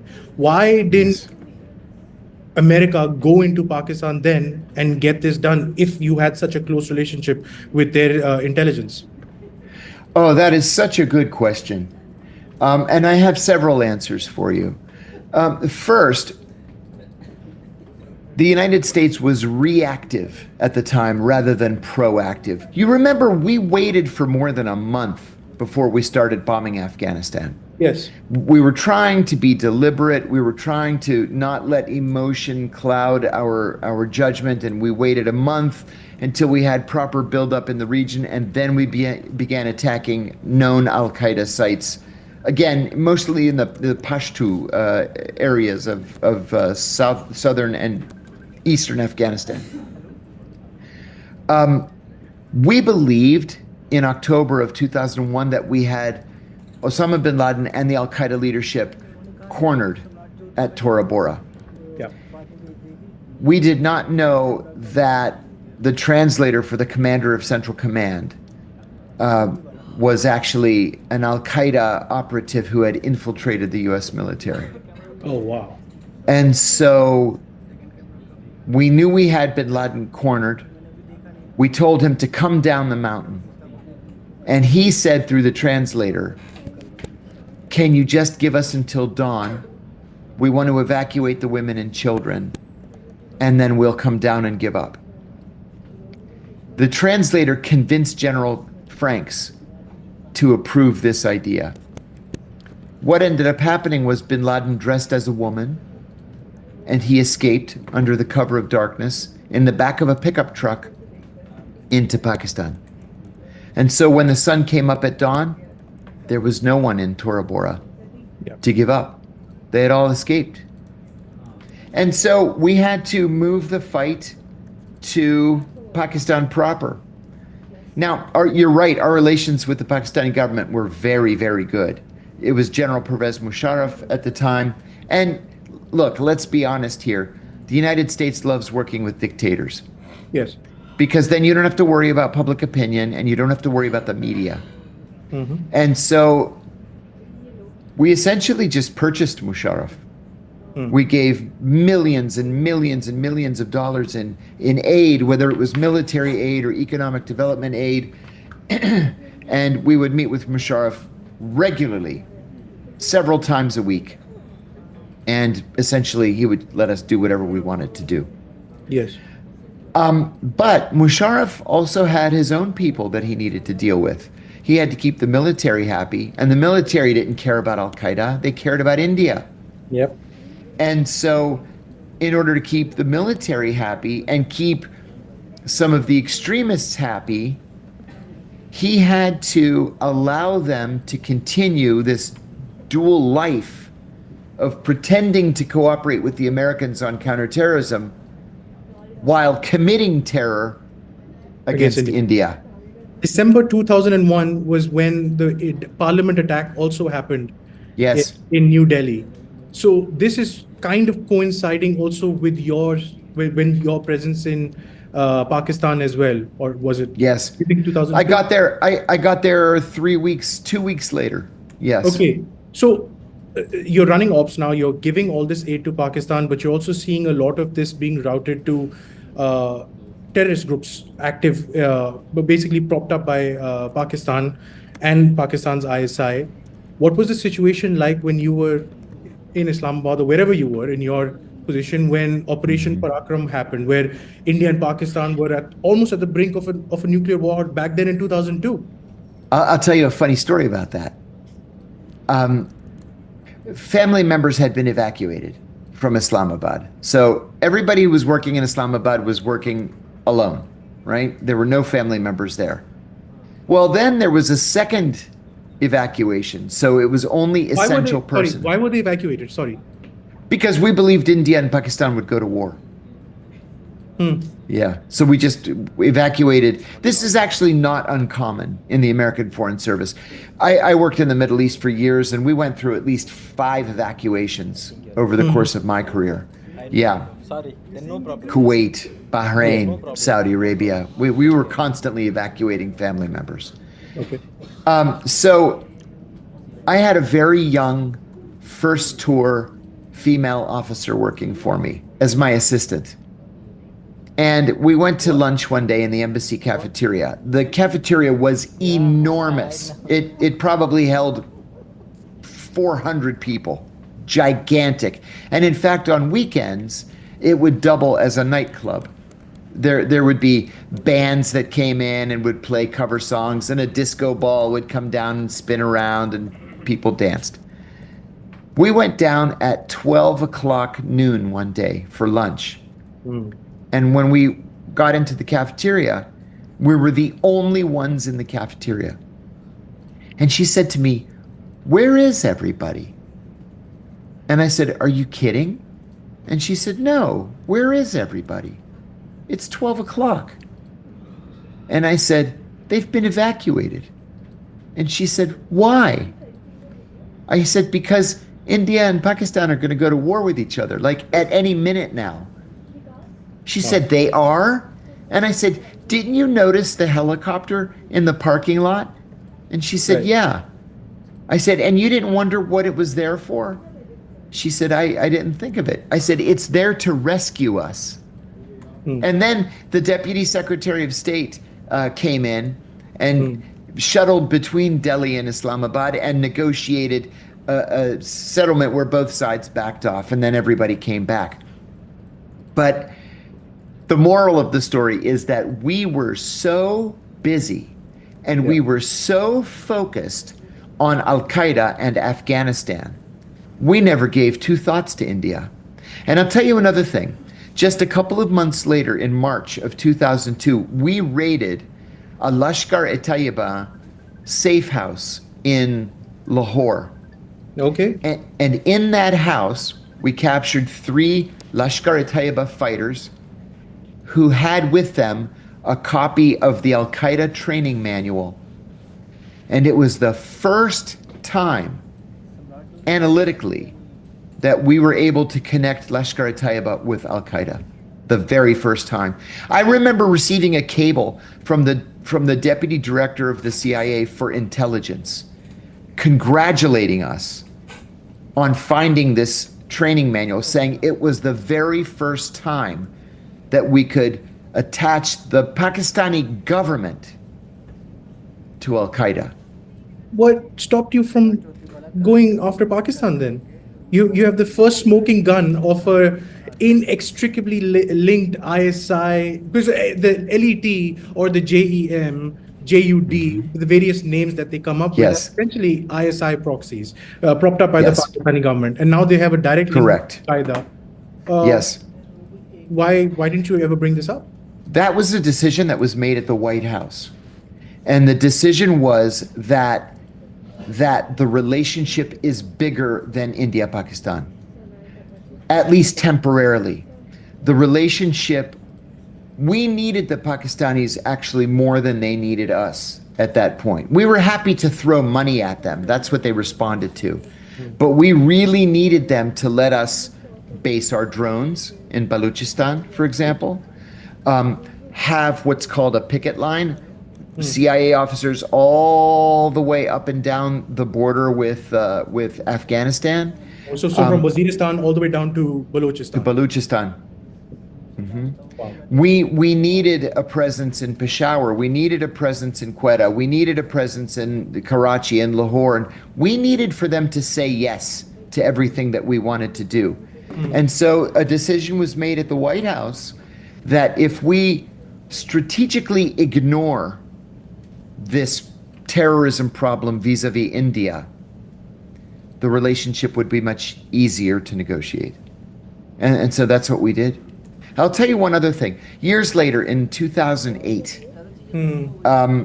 I had left the CIA. I had blown the whistle already, and I was working as a counterterrorism advisor to ABC News, one of the big news networks here in the United States. And I got a call saying, "Are you watching the news?" I said, "No." It was the night before Thanksgiving, so it's a major American holiday, major holiday. I said, "No, I'm not watching the news." There's been an enormous terrorist attack in Mumbai. They're attacking hotels, they're attacking Jewish centers, they're attacking this and attacking that. I said, "Oh my God." They said,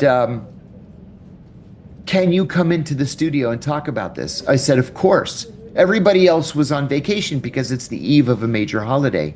Yes. So I jump in the shower, I shave, and as I'm getting dressed, my wife, who was still in the CIA at the time, she said, "You should watch, while you're getting dressed, you should watch what the other networks are saying about this."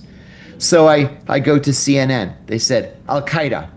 I go to Fox, "Al-Qaeda." MSNBC, "It's Al-Qaeda." And these are all friends of mine who were saying it.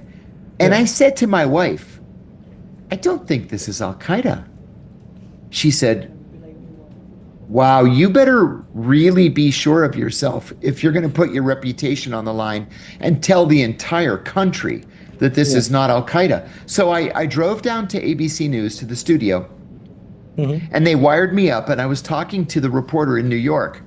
And I said, "Listen, I don't think this is Al-Qaeda. I think this is the Pakistani supported Kashmiri groups." I said, "Al-Qaeda doesn't care about India. They don't have any problem with the Indians. Their fight is with us." Yes. And he said, "Oh my God," he said, "you're going to need to be 100% sure because everybody is saying it's Al-Qaeda." And I said, I was in the CIA long enough that I can say that I feel strongly this is not Al-Qaeda. And so I went on the air, and I was the only person that said, "I believe that these are Pakistani Kashmiri separatist groups supported by the Pakistani ISI." Right. And that turned out to be exactly the case. Bingo. To the point where ABC News made television commercials saying, "ABC News, the Mumbai attacks, we were the only ones that got it right." Right. But there was a bigger issue here, bigger story here. And the story was that Pakistan was committing terrorism in India, and nobody did anything about it.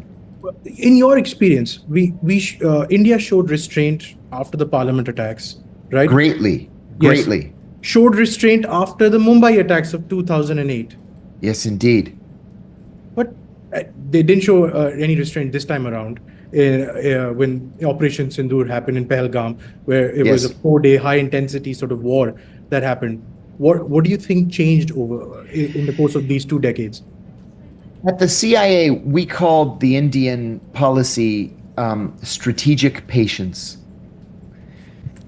The Indian government would have been perfectly within its rights to respond by striking Pakistan, and they didn't. And I remember at the White House, people were saying, "Wow, the Indians are really exhibiting a very mature foreign policy here." We expected the Indians to strike back, and they didn't.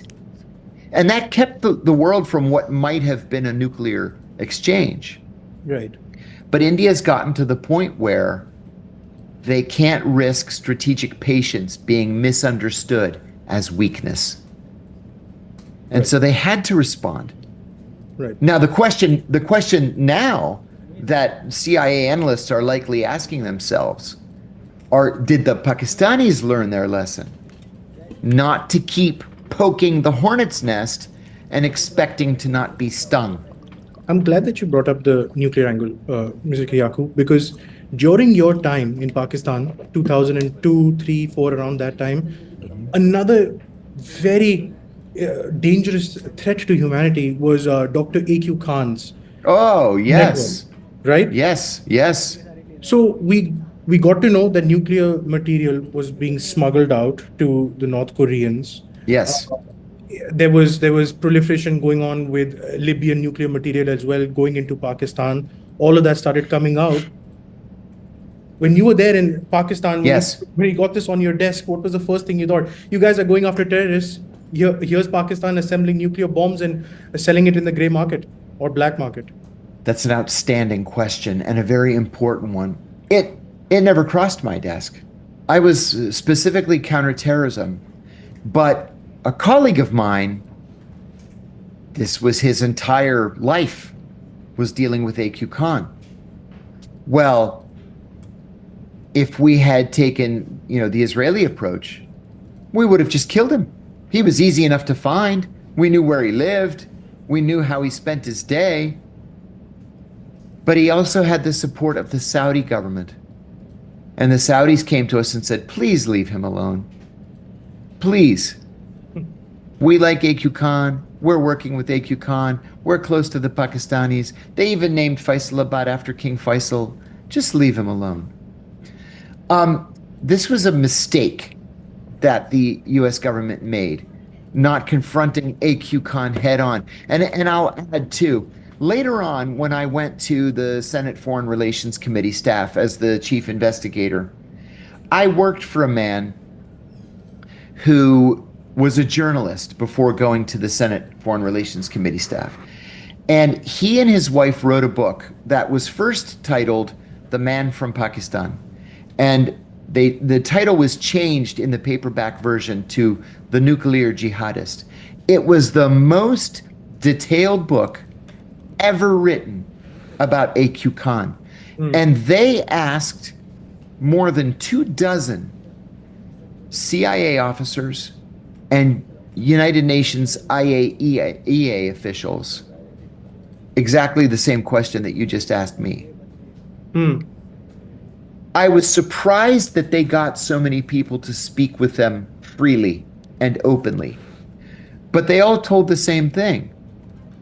They said that there were instructions from the White House not to attack AQ Khan. And it had to be because the Saudis were demanding it, insisting on it. We often wondered, and I have no proof, this is just my own speculation, we often wondered if it was because the Saudis were also building a nuclear capability. Yeah, I think that's something we should probably be thinking about. Well, when you put this into context and you talk about the Saudi-Pakistan Mutual Defense Pact that was just signed a few months ago, Yes, is Saudi Arabia basically calling in its investment? I think yes. But I have to laugh about this Mutual Defense Pact. I don't know if you've ever spent any time in Saudi Arabia, but No, I haven't. almost the entire Saudi military is Pakistanis. No Saudi's going to join the military unless they're going to make him a general. There are a lot of Bedouins in the Saudi military, but you go straight in as an officer. If you're a Saudi citizen, you're going to start as an officer. There are no privates or corporals who are Saudi. They're all Pakistani, all of them. It's the Pakistanis that protect Saudi Arabia But how realistic is a on nuclear the umbrella? ground. But how realistic is a nuclear umbrella, though? That's what is, at least some of the doomsayers in India think of it like that. Yeah, I don't think it is realistic. Yeah. No, So I don't think when- it's realistic. When this AQ Khan thing happened and it was brought up, what was this Saudi Arabia hold on America? Now you have Saudi terrorists taking out the 9/11 towers. That's right. Saudi Arabia actively lobbying to protect one of the most dangerous men, at least in the last quarter century, at least in this region. And then Yes. eventually Pervez Musharraf also pardoning AQ Khan, therefore ending all investigations. What is That's this right. compulsion that America has with dictators and this love story? That is one of the most difficult questions that you could ask. We like to try to convince the world that we are a shining beacon of hope for democracy and human rights and equality, and it's just simply not true. Hmm. Our foreign relations, It's not our uploaded. foreign relations are based on our national needs at any given moment. We don't do things because they're the right thing to do.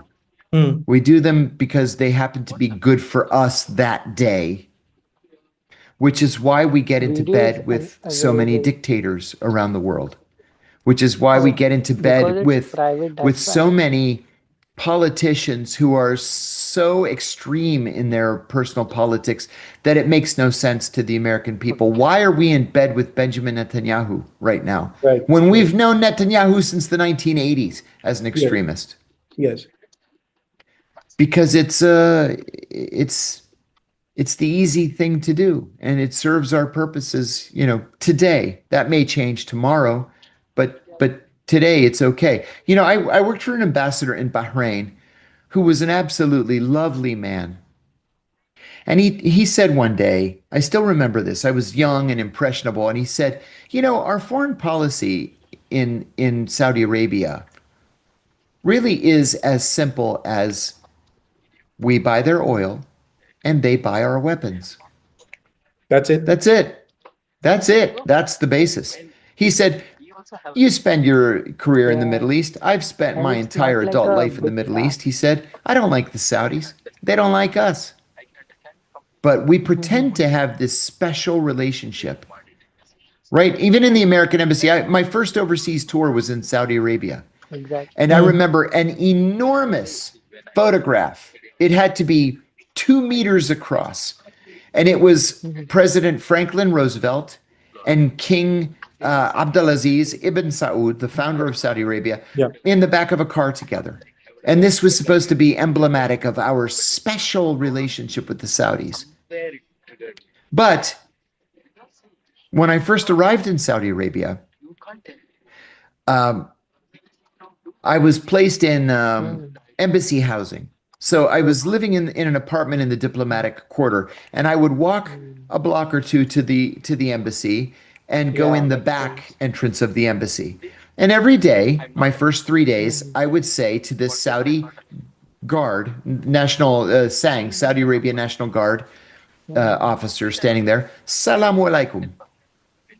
The response, of course, is Walaikum assalam. Yes. He would ignore me. So the next day, I went in and I said, Salamu alaikum. Who's the Rakesh, by the way? And he ignored me. The third day, I went in and I said, Sabah al khair wa assalamu alaikum. Good morning and peace be upon you. He ignored me. And I stopped and I said to him, what's your problem? And he said to me in English, he said, you are hired help. We paid for you to come here and defend us. We are not friends. And I said, you know what? You're right. We aren't friends. I don't like you, and I don't like any of your compatriots. None of them. Right. And then I never spoke to him again. But that was the US-Saudi relationship in a nutshell. Do you think Saudi Arabia knows this now? Because with this mutual defense pact, again, I keep coming back to the nuclear thing and them sort of, basically seeking nuclear deterrence with the help of Pakistan. Then it appears with this Trump regime that a certain amount of American retrenchment has happened in the region, Yeah. where it's almost like a hemispheric defense now that America is focusing on. So Saudi Arabia always had the US for its back. Now that US is not, at least it appears that it's not highly dependent on Saudi oil, Saudi energy. Do you think Saudi Arabia is doing this as an insurance pact? Absolutely, yes. And it's not just Saudi Arabia, it's Kuwait as well. Kuwait last year made a purchase of, made a sale of oil to China, and for the very first time ever, took payment in yuan. Yeah. First time ever that payment was not in dollars. So I think everybody is coming around to the notion that here in the United States, we're sitting on an ocean of oil. Okay, we have shale oil enough to last us 500 years. We don't need Middle Eastern oil. We buy it because it's good for relations. Yes. Because we buy it and then they buy our weapon systems. Right. So we continue to do that. But when push comes to shove, we don't need the Saudis anymore. And We that's what- don't. And so they're hedging their bets. They're improving their relations with China. They're improving their relations with India, which is a huge market and in need of oil. Yes. And you know, if the Indians are going to have problems, especially from the United States, buying Russian oil or Russian natural gas, they should just buy it from Saudi Arabia. It makes it even easier. Right. Yeah, So absolutely. I think we're Yeah. seeing a transformation here in the way the world A very operates. dynamic geopolitical shift is being viewed here. That's why conversations Agreed. like with you, someone in the field and who has historical context, I mean, it's fantastic. You know, so we had this hot war with Pakistan in May, and it happened, and the nuclear question came up again. And I thought, what better person than you to sort of, you know, illuminate a little bit more about Pakistan's nuclear weapons and everything. So you were there on the ground in Pakistan in 2002, 2003. We also saw Pakistan sort of lurch into almost like a civil war with the various terrorists it had propped up in its backyard. You know, was there ever a fear that these nuclear weapons would fall into terrorist hands? Yes. When I was stationed in Pakistan in 2002, I was told unofficially that the Pentagon controlled the Pakistani nuclear arsenal, that Musharraf had turned control over to the United States because he was afraid of exactly what you just described. But the Pakistanis in the intervening years, and remember, I was there 23 years ago. Over the last 23 years, the Pakistanis have come to say that is absolutely not true. The United States has nothing to do with the Pakistani nuclear arsenal, that Pakistani generals are the ones that control it. So I don't know, if that's true, then I would be very worried about who is in charge politically in Pakistan. No, You know, for example, Imran Khan, I can't believe that I forgot his name. who's in jail? A popular who's in leader jail? Yes, yeah. Right, and still wildly popular. Wildly, yeah. He told us when he was still the prime minister, he said, listen, I've got this political situation here domestically. I'm going to start blaming you for everything. And the ambassador laughed and said, we get blamed for everything anyway, so we don't care. So everything that happened, it was the United States' fault. And it was the US, they turned their backs on us. And the US did this and the US did that. And then they arrested him anyway. So he got a message out to the US government saying, can you help me get out of this? And we went to Jemima Goldschmidt, his whatever her name was, ex-wife. And she went to Pakistan and asked them if they would release him. And they said no. So like you, I'm worried about continued disagreement in Pakistani politics that has the potential to spill into the streets, because the Pakistanis have a tendency to get themselves spun up. And people die during demonstrations, and there are attacks against political figures and assassinations, and the country is not known for its transformative, leaders making positive decisions. I'll tell you another thing. When Benazir Bhutto was in exile in Dubai, I went to see her with a senior officer. I went as the note taker, and she lived in this $5 million palace on the Gulf, and we were sitting in the front room, the salon of the house, and we heard a car pull up, and she said, her exact words, "So help me God, if he came home with another Bentley, I'm going to kill him." Zardari, Yeah. her husband. And I said to my boss afterwards, she makes $60,000 a year. She lives in a $5 million house, and he has a collection of Bentleys. Aren't they ashamed of themselves? Like, how can they go back to Pakistan and look the Pakistani people in the face when their people don't even have shoes and enough food to eat? Like, I understand corruption is a problem there, but that level of corruption? Come on. Well, those are the kinds of politicians that the Pakistani people have to deal with. You talked about Benazir Bhutto. You talked about Zardari. Zardari is the current president over here. Yeah. And Yep. now going back to the nuclear issue, in this war that happened in May, India for the first time escalated it to a level where we had cruise missiles flying into Pakistan with direct hits Yes. at the time. And from the Indian side, this constant line is said from the prime minister level up. He says that we call their nuclear bluffs. You said that you were told unofficially that you knew that America knew where the nukes were. Do you think Americans told India that the control of Pakistani nukes also lies with America? I doubt it. I doubt it because of the vociferousness with which the Pakistanis have come out publicly and said that they control the nukes. But I can tell you definitively that the State Department was telling both sides, if you're going to fight, fight. Keep it short and keep it non-nuclear.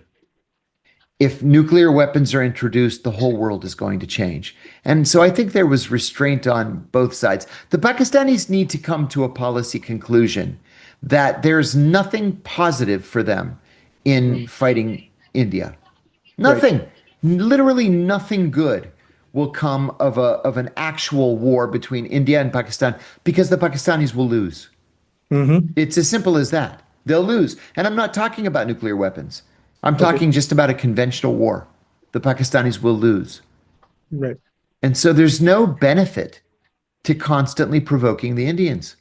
Right. Last question on the nuclear issue. I promise I'll move on after that. Okay, let's nix the control part.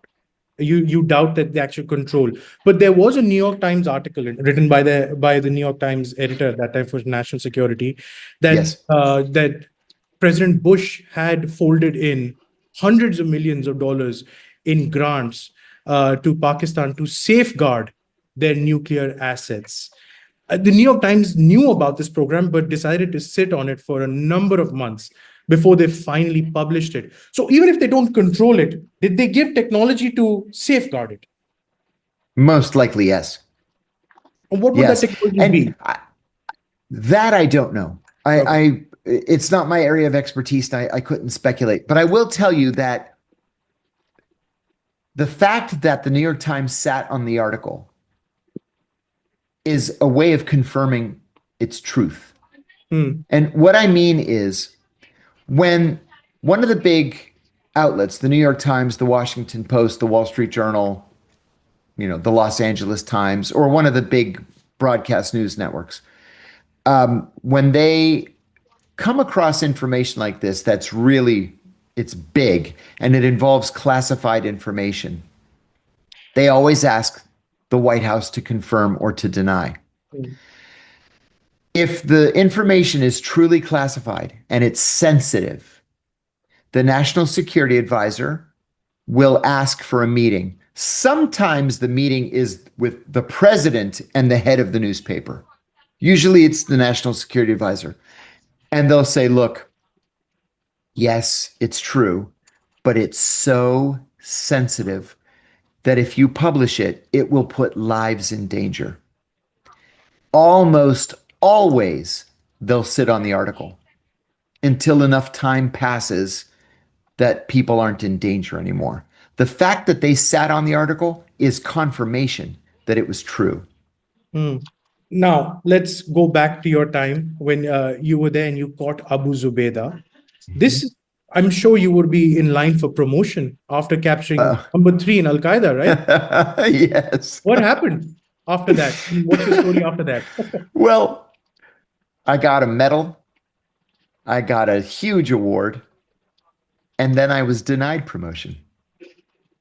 And I was shocked. And I shouted at my boss, what do I have to do to get promoted around here? Do I have to catch bin Laden? I just caught the number 3 in Al-Qaeda and I'm denied promotion? Well, it turned out that the reason why I was denied promotion was that as soon as I got home from Pakistan, they asked me if I wanted to be trained in the torture techniques so I could be used to torture prisoners? And I said, no. I have a moral and ethical problem with it. I believe it's illegal. I want nothing to do with it. Of the 14 people that they asked, I was the only one who said no. And so the director of the Counterterrorism Center, Jose Rodriguez, a monster, said that I had, his words, displayed a shocking lack of commitment to counterterrorism. So in the meantime, I got the job of a lifetime, and I became the executive assistant to the deputy director for operations. And I said, I was passed over for promotion. He said, what? He said, how? And I said, Jose said that because I wouldn't torture these guys. He said, I'll promote you. And he just signed a promotion. And so I was promoted instantly. So there were those in the Setup. Yeah, in the chain of command that were thinking correctly on this issue of torture. Right. But at the end of the day, they were shunted aside, and a decision was made that torture was going to be an official policy. Right. But you blew the whistle on it. I did. You know, the truth, though, is that I just assumed somebody else would blow the whistle. And Right. so I remained silent. And then I resigned from the CIA in 2004. My resignation was effective in 2005. And still nobody would blow the whistle. And so finally in 2007, a reporter called me. And I decided I was going to do it. I was just going to tell the truth. And So yeah. that's what I did.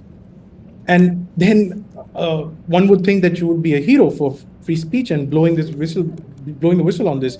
But then the Obama administration, ironically, a campaign that was run on hope and change, and maybe shedding some light and some transparency.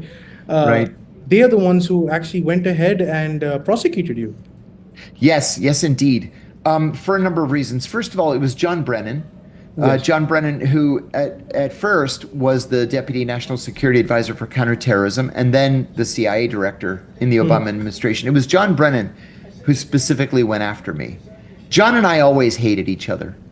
I've known John Brennan for 35 years. I've always hated the guy. I thought he was in over his head intellectually. Yeah. And he was one of the founders, one of the fathers of the torture program. And so you had a president who had 2 years of experience. Can you imagine that? Just think about that for a moment. He was in the US Senate for 2 years. That was his only qualification to be president of the United States. And so he was very susceptible to the advice and the biases of the people around him. Well, John Brennan was his lead intelligence advisor. And John Brennan said, we need to stop these leaks because we're going to start doing things like using drones to kill people. We need to put this guy Kiriakou in prison. And so Right. that's exactly what they did. He didn't have any experience. He was in Saudi Arabia as well when he was in the CIA, right? Oh, Brennan had lots of experience. Obama had no experience. Obama was in the Senate for 2 years before he was elected president and had never, ever read a classified CIA document. He had never seen one. Yeah, utterly unprepared to become president. And what led to eventually you spending 24 months in jail? I know I'm fast forwarding a bit, but That's okay. What they started doing was they knew I hadn't committed espionage. And so Right. the espionage charges were dropped eventually. They waited until I went bankrupt, and then they dropped the charges. But what they did is they tapped my phones, and they went through my emails, 3 years worth of emails, and they were able to find one single email where I confirmed the surname of a former colleague. And they said, aha, that's a crime. And so that's the crime that I pleaded guilty to. So they offered me 30 months in prison. I would serve 23. And I said to my attorneys, I'm going to turn it down. I want to go to trial. I haven't done anything wrong. And they said that if I went to trial and I was convicted, it would be a lot longer than 23 months. I said, realistically, how much time am I looking at? If I lose, they told me 12 to 18 years. Yeah. And so I took the deal. Where would they bring the trial, though, in America? Yeah, it was in the Eastern District of Virginia. And this was another thing. This would be a jury in Eastern District of Virginia. Oh, so Washington, D.C. insiders. CIA, Pentagon, FBI, DIA. This is where they live and work.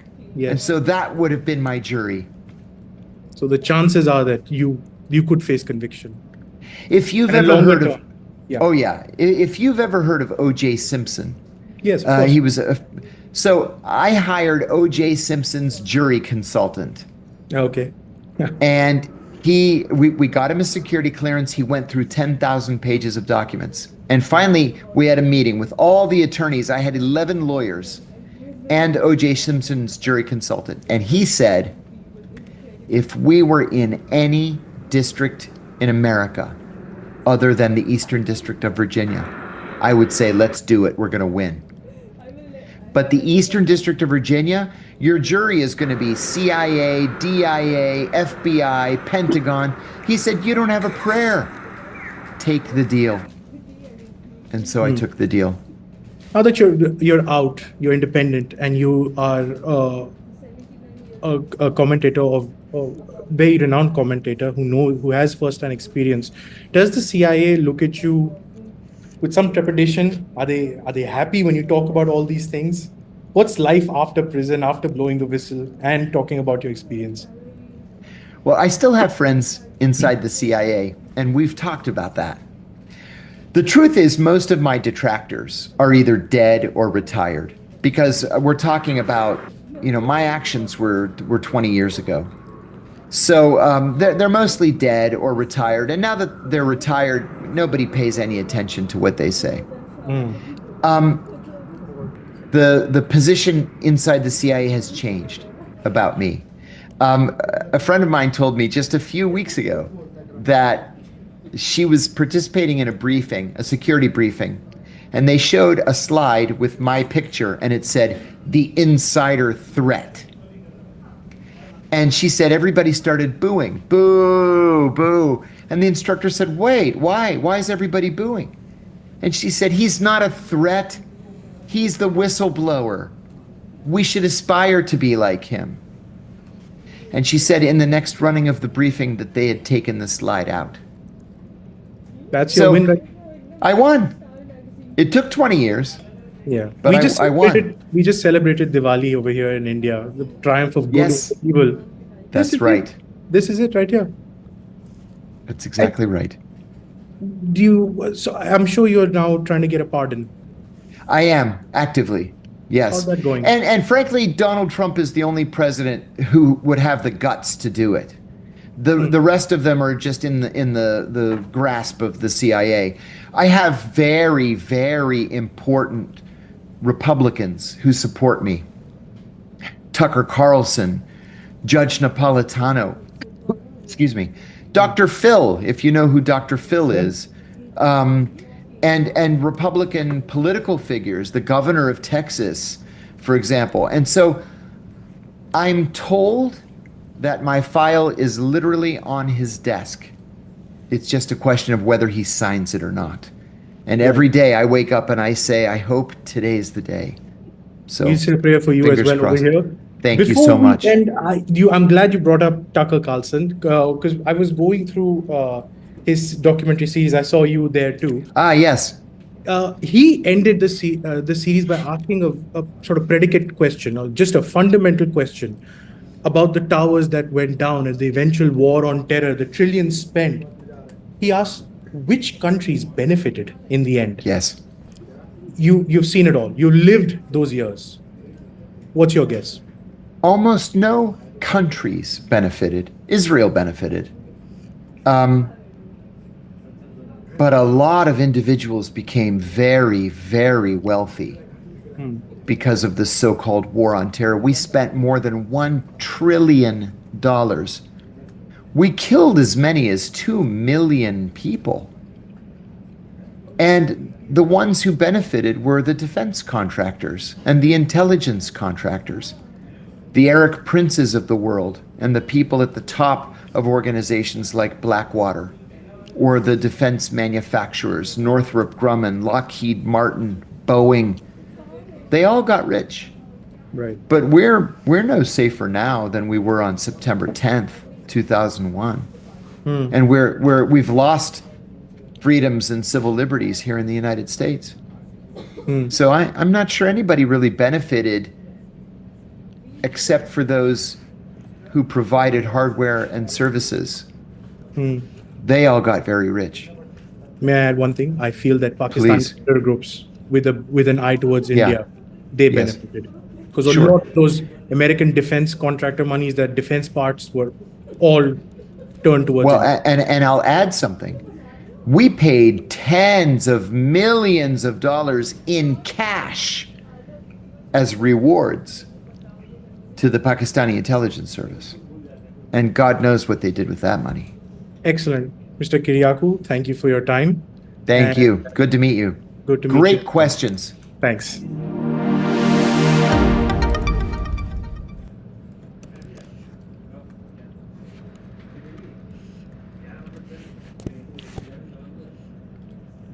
He served 4 terms as mayor of Burlington, Vermont, 8 terms in the U.S. House, and was elected to the Senate in 2006. This photo of a young Bernie Sanders being arrested in 1963 on the south side of Chicago in the midst of the civil rights movement. I'm very proud of the fact that I'm the longest serving independent in the history of the United States. I caucus with the Democrats and always have. Some people would be like, Bernie Sanders is not a Democrat, but he's speaking for the progressive wing of the party right now. Billionaires should not be able to buy elections. And by the way, that's not just a progressive perspective. Conservatives understand that too. Bernie Sanders drawing crowds of tens of thousands in his full-throated fight against oligarchy. Trying to help Democrats find their footing among working-class Americans and reclaim power next November.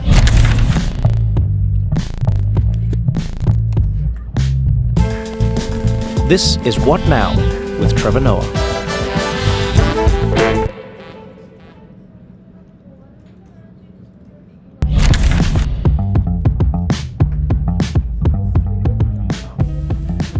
Baz, take a look and see it. My wife is going to yell at me. I'm being totally disheveled. Yeah, that's funny. I want to be half as good looking as Trevor. I don't want him to dominate the whole thing. They account for age. It's like golf. We have a handicap. How long have you been in town? Oh, about a half hour. Oh, wow. Okay. How long are you staying in town? Oh, about a day. Okay. And We're then doing an event with Mamdani tomorrow night. Oh, that's exciting. Oh, that's really exciting. And presumably we're doing a parade in the morning if it doesn't rain, so we'll see. It said it was going to rain today and then it didn't, so I hope that's a good sign. Good. I think like every day it's switching around, you know? So you do these things, what, 5 days a week? I try and do as many as I can when we can, you know? So it depends on when people are around, when we can, you know? Right. So you kind of enjoy this stuff? I love it because I love that we get to spend time, Yeah. you know? Well, that's the revolution, and it's... People are tired of seeing 7-second sound bites. Exactly. And I'm amazed. I mean, podcasts have exploded, haven't Yeah. they? Yeah. So I think it's nice for a book, for a conversation, for politics, funny Yeah, enough. for anything. I Yeah. mean, how the hell do you understand anything in a few minutes? You know?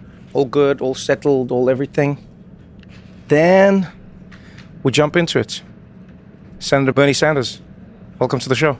Great to be with you. Do you take requests that are going to be in New York just so you can get back to New York?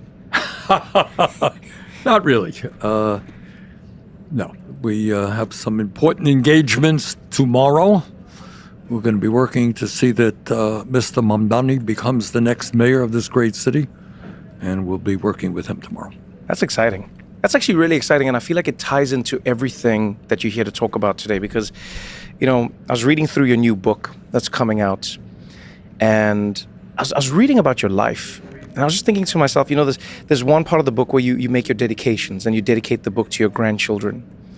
And there's another part of the book where you talk about the teachers that you've spoken to and the struggles that they face in America today. You know, just the cost of living, the cost of teaching, the cost of being. And as I was reading through my notes and everything, I went, wow, Bernie Sanders, 83 years old. And I was looking for time markers in and around what 83 means. And I was like, Social Security is 90 years old. And I don't know why I felt like that was a particularly significant thing, because I felt like you are somebody who has lived long enough to see America through different stages and through different phases. And so maybe that's where I'd like to start as we move through this journey, getting into the fight against oligarchy and what you're trying to get people on board with now. How far do you think America is off from the promise it's given to its people? I think you have a president who is way, way off, who is, in my view, the most dangerous president in American history, taking us in the wrong direction in every area. On the other hand, I think you got a whole lot of people who would love to see a very, very different America than we have today. So what Trump is saying, and this is, I think, an important political point, he says the system is broken. Yeah. And you know what? He's right. System is broken. Problem is his solutions will make a bad situation worse. And from a political point of view, the Democrats say, well, we're going to tinker around the edges on this, do a little bit over here, but basically we're doing okay. Yeah. That's wrong. So I think you have millions of people who understand that in the richest country in the history of the world, we should be doing a hell of a lot better than we are doing today. You know, it's interesting you just said that, because I was talking to the team, and my friend and I were walking, chatting about this episode, and one of the things that struck us was exactly what you said, is Trump always identifies that there is a problem, right? His solutions oftentimes seem absurd, and they are, but he identifies that there is a problem. Exactly right. And not only him. If you talk to his people in education, they say the system is broken. You talk to people who work on healthcare, they say the system is broken. So they tap the anger and the frustration. People say, yeah, the system is broken. Yeah. Then you hear their solutions, half the time they're totally crazy and will make the situation worse. But it is important, and what I try to do in the book is to lay it on the table. What the hell is going on in America right now? Well, you tell me, is the system working? Why do you think you're comfortable doing that when so many of your fellow senators and Congress people aren't? Because I think of AOC. I don't know if you ever saw, this was right after the election, AOC did a poll, I think it was on Instagram. Yep. And she said, how many of you voted for me and voted for Donald Trump? Right. Which seemed crazy. No, it did not seem crazy. And a lot of people said, I voted for you and I voted for Donald Trump. And the main thing they said was, I voted for both of you because although you're very different, you both acknowledge that this thing doesn't work. That's exactly right. And the people are right. Look, I think one of the things I try to do in the book is to raise issues that you're not going to see on corporate media, and you're certainly not going to hear discussed very much in that U.S. House or U.S. Senate. Politicians don't talk about it. And that is, okay, who has the wealth and who has the power? Simple question, right? Yeah. You ever talk about it? We ever hear much discussion about it? We don't. But the reality is that today in America, and we spend a lot of time talking about this in the book, is we have more income and wealth inequality than we've ever had in the history of the United States, okay? Now you tell me if it's not crazy. I think it's crazy that you have one guy, Elon Musk, owning more wealth than the bottom 52% of American households. Bottom 52%? Yes. Is that insane? I think it is. But here's another point. Who determines what we should get outraged about? All right? So some kid with a gun walks into a shop down here and shoots somebody. We're all outraged. And we should be, okay? Crime is a serious problem.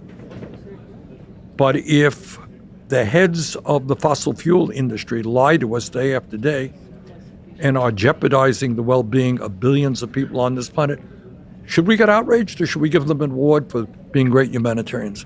In other words, you understand what I'm saying? Yeah, no, I get exactly what you're saying. They control the culture, what we're supposed to respond to. So to me, you lay it right on the table. It is insane that one person owns more wealth than the bottom 52%.